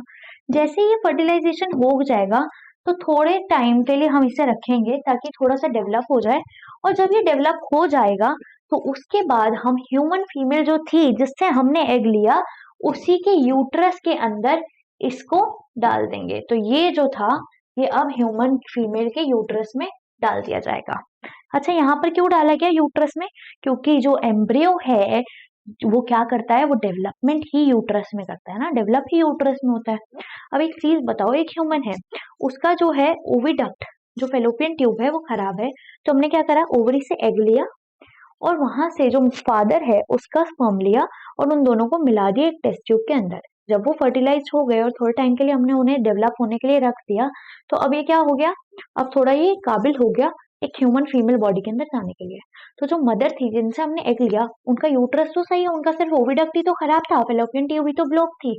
अब क्या हुआ, उनका यूट्रस तो बिल्कुल सही है, तो वो जो हमने फर्टिलाइज एग बनाया है अब उसको हम जो फीमेल है उनकी बॉडी में डाल देंगे। कहाँ पर डालेंगे, फीमेल के यूट्रस के अंदर डालेंगे, क्योंकि यूट्रस में ही जो है एम्ब्रियो की डेवलपमेंट होगी, और जैसे ही एम्ब्रियो की डेवलपमेंट हो जाएगी तो फीटस बनेगा, फीटस जब पूरी तरह डेवलप हो जाएगा तो बेबी जो है वो बॉर्न हो जाएगा। तो ये टेस्ट ट्यूब बेबी का मतलब ये नहीं है कि बेबी जो है वो टेस्ट ट्यूब में बना, टेस्ट ट्यूब बेबी का मतलब होता है कि जो बेबी है उसकी फर्टिलाइजेशन तो बाहर हुई है टेस्ट ट्यूब के अंदर, जब मेल और फीमेल मतलब मम्मी का अंडा और पापा का स्पर्म ले लिया था, लेकिन उसके बाद जो उसकी पूरी डेवलपमेंट हुई है वो बिल्कुल एक नॉर्मल ह्यूमन फीमेल की तरह हुई है। तो टेस्ट ट्यूब बेबी जो है वो बिल्कुल ही क्या होंगे, टेस्ट ट्यूब में डेवलप नहीं होंगे, वो डेवलप अपनी मम्मी के जो है बॉडी के अंदर ही होंगे, यूट्रस के अंदर ही होंगे, और उनका जो डिलीवरी है, मम्मी की जो डिलीवरी होगी, जो बच्चा पैदा होगा वो वैसे ही पैदा होगा जैसे कि एक नॉर्मल ह्यूमन फीमेल की बॉडी का बच्चा निकलता है, वैसे ही जो टेस्ट ट्यूब बेबी है वो भी उसी तरह अपनी मम्मी के पेट से निकलेगा, मम्मी के यूट्रस से निकलेगा। ठीक है, तो क्या होता है, दो तरह से बच्चा निकलता है, या तो नॉर्मल डिलीवरी होती है या सी सेक्शन होता है, तो इन दोनों में से ही कोई भी जो है प्रोसेस लिया जाएगा और क्या होगा, बच्चा बाहर आ जाएगा। तो टेस्ट ट्यूब बेबी का मतलब ये नहीं है बिल्कुल भी कि बच्चा जो है वो टेस्ट ट्यूब में पैदा हुआ है, नहीं, बच्चा जो है वो माँ के यूट्रस में ही पैदा हुआ है एज यूजुअल, जैसे कि होता आता है, जैसे कि नॉर्मल ह्यूमन फीमेल बॉडी में बच्चा पैदा होता है वैसा ही बच्चा पैदा टेस्ट ट्यूब बेबी में भी होता है। The difference is that the fertilization does not take place inside the human female body, rather than it takes place outside the female body, but after that the fertilized egg is transferred into the uterus of the mother and the embryo gets developed and it becomes the fetus, and after the development of the fetus the baby is now ready to be delivered, and after that the baby is delivered. Okay, next, यहाँ पर हमारा ये concept रह गया था, वो concept अब हो गया है। लास्ट पार्ट क्लोनिंग, देख लो, जब इतनी वीडियो देखी अच्छे से, आई होप अच्छे से समझ आ गया होगा। मुझे पता है ये वीडियो जो है थोड़ी सी लंबी हो गई, लेकिन आप ये देखो पूरा चैप्टर इसमें बहुत अच्छे से हमने कवर करा है ना।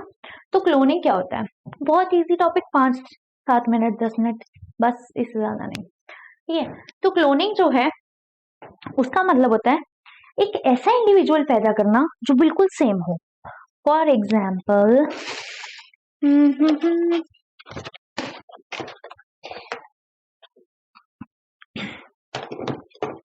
फॉर एग्जाम्पल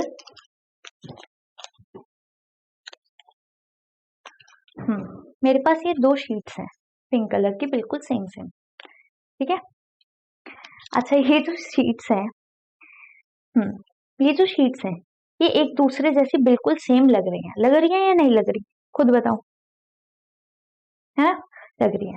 तो क्या होता है, क्लोनिंग का मतलब होता है जब एक चीज बिल्कुल सिमिलर हो दूसरी चीज से। ठीक है, तो क्लोनिंग का मतलब क्या है, जब एक चीज दूसरी चीज से बिल्कुल सिमिलर होती है तो उसे हम क्लोनिंग बोलते हैं।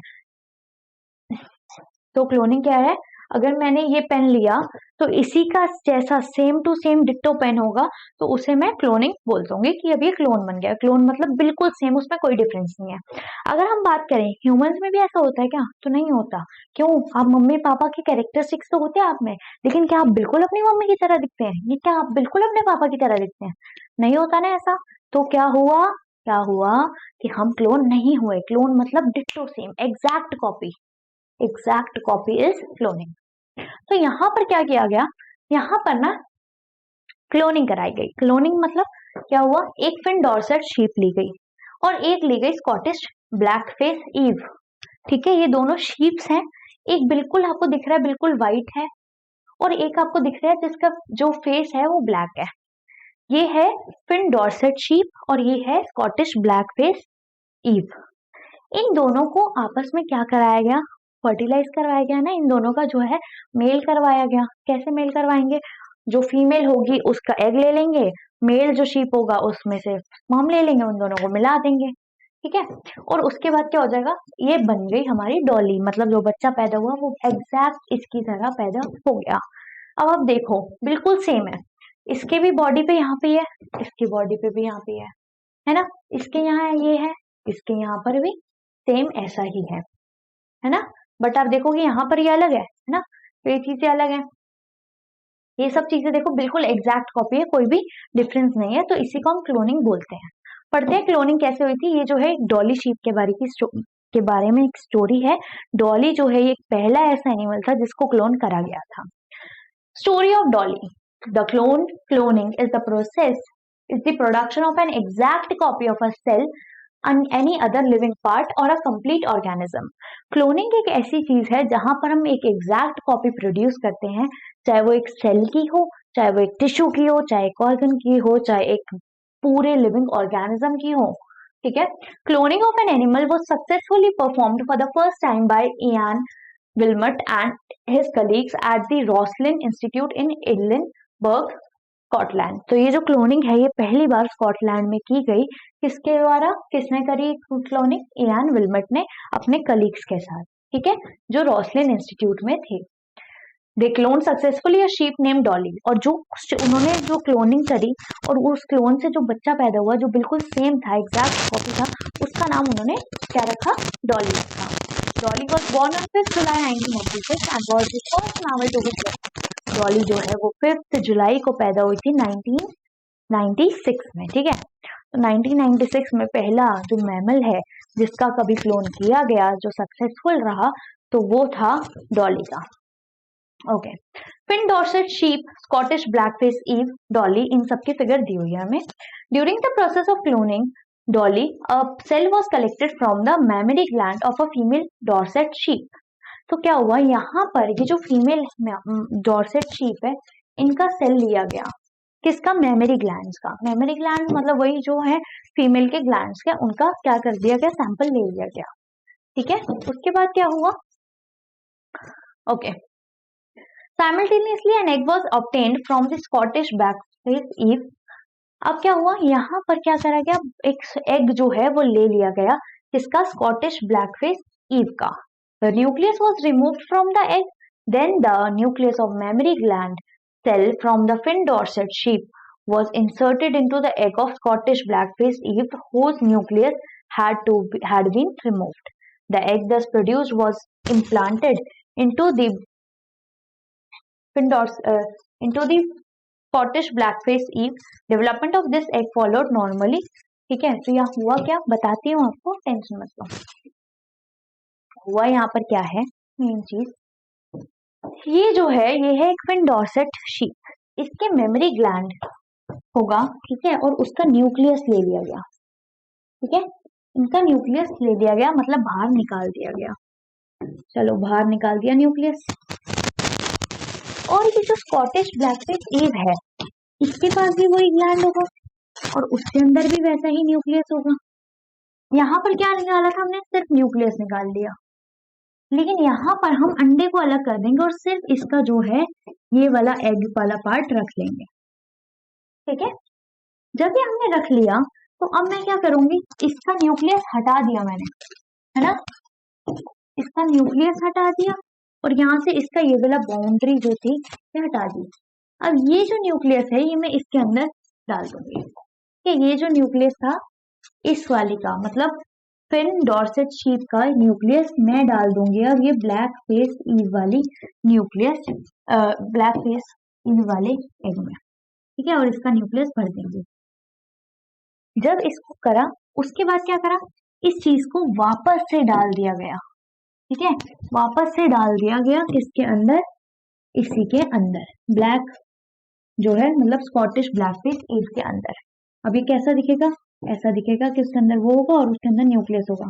ये जो न्यूक्लियस है, ये न्यूक्लियस किसका था, किसका था, फिन डॉर्सेट शीप का था, है ना, लेकिन ये जो है ये अब इसके अंदर डाल दिया गया है। जब ये पूरा प्रोड्यूस हो गया, ठीक है, तो क्या हुआ, तो एक ऐसा बच्चा निकला और ये बच्चा बिल्कुल same to same exact copy था किसकी, फिन डॉर्सेट शीप की, ठीक है। तो हुआ क्या, अगर आप नॉर्मली देखो, आप देखो ये तो काले मुंह वाली जो है शीप है ना, ब्लैक फेस ईव है, ठीक है, इसके जैसा बच्चा होना चाहिए था, क्योंकि ये जो बच्चा है, ये जो माँ है इसकी वो ये है, ठीक है, इसके पेट में है, लेकिन जो न्यूक्लियस है वो इस वाली माँ का ले लिया और जो उसका सारा प्रोसेस कर रही है, जो बच्चे को पाल रही है, वो ये वाली माँ है।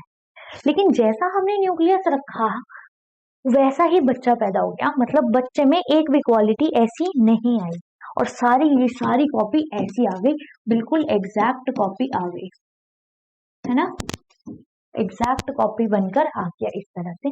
तो इसी को ये क्लोनिंग बोल रहे हैं। इन्होंने क्या करा, ये दोनों फीमेल है, एक है फिन डॉर्सेट शीप, एक है स्कॉटिश ब्लैकफेस ईव।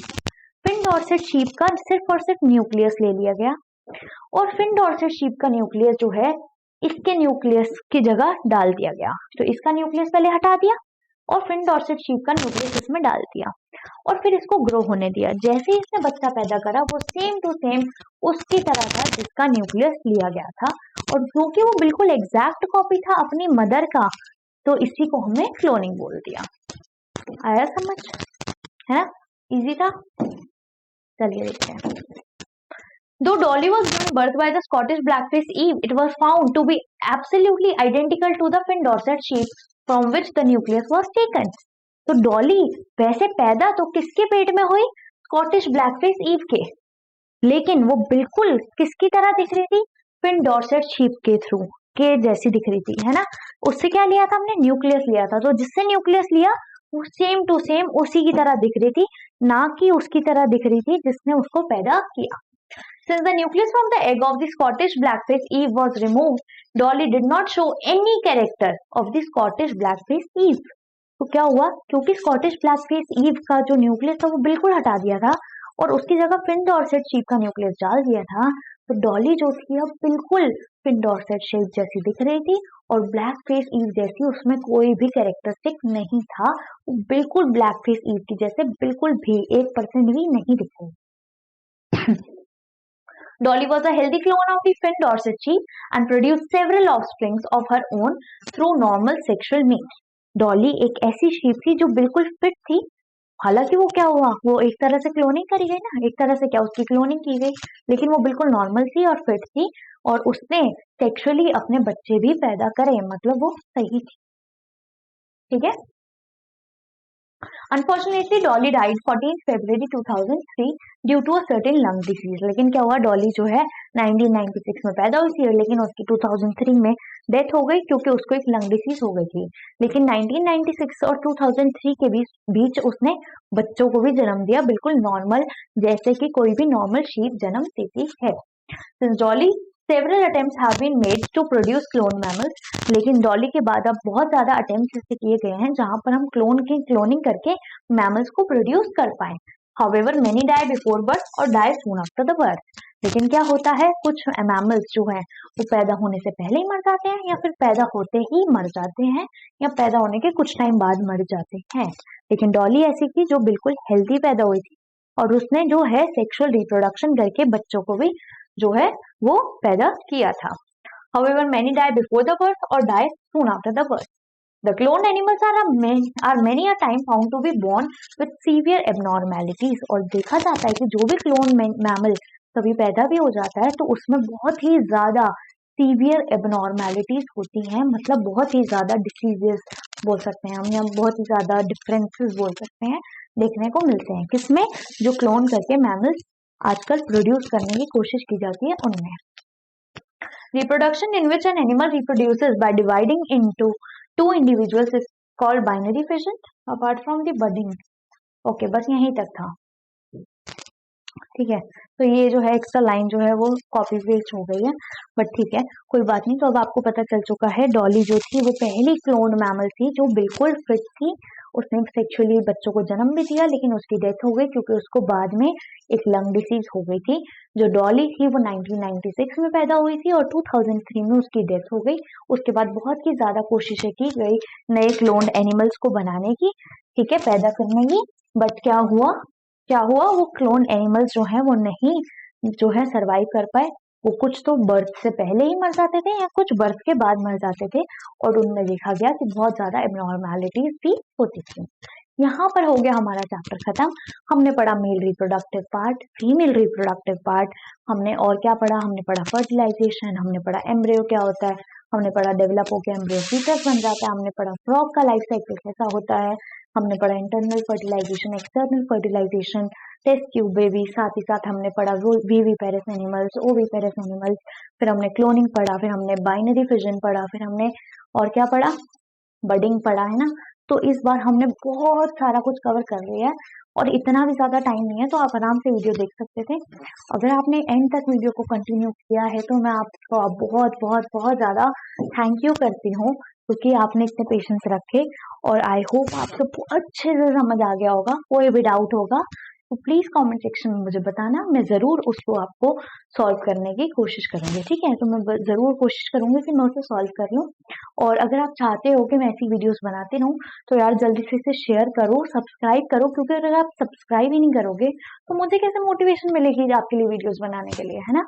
तो सब्सक्राइब करो मेरे चैनल को, हीना वर्मा क्लासेस। इस चैनल पे मैं साइंस भी पढ़ाऊंगी, अगर आप बोलेंगे तो मैं मैथ भी पढ़ाऊंगी, और मैं इंग्लिश भी पढ़ाऊंगी। तो चैनल को जल्दी से सब्सक्राइब करो, और पूरी एनसीईआरटी सीबीएसई का कोर्स हम ऐसे ही करेंगे जहाँ पे हम 1-1, 2-2 घंटे की वीडियो में पूरे चैप्टर को बहुत बहुत बहुत अच्छे से समझेंगे, ठीक है। तो चलती हूँ, मिलती हूँ आप सभी से नेक्स्ट वीडियो में। तब तक के लिए नमस्कार, और आई होप आपको वीडियो अच्छी लगी होगी। जल्दी से जाके सब्सक्राइब करो और बेल आइकन को भी हिट कर लेना। नमस्कार।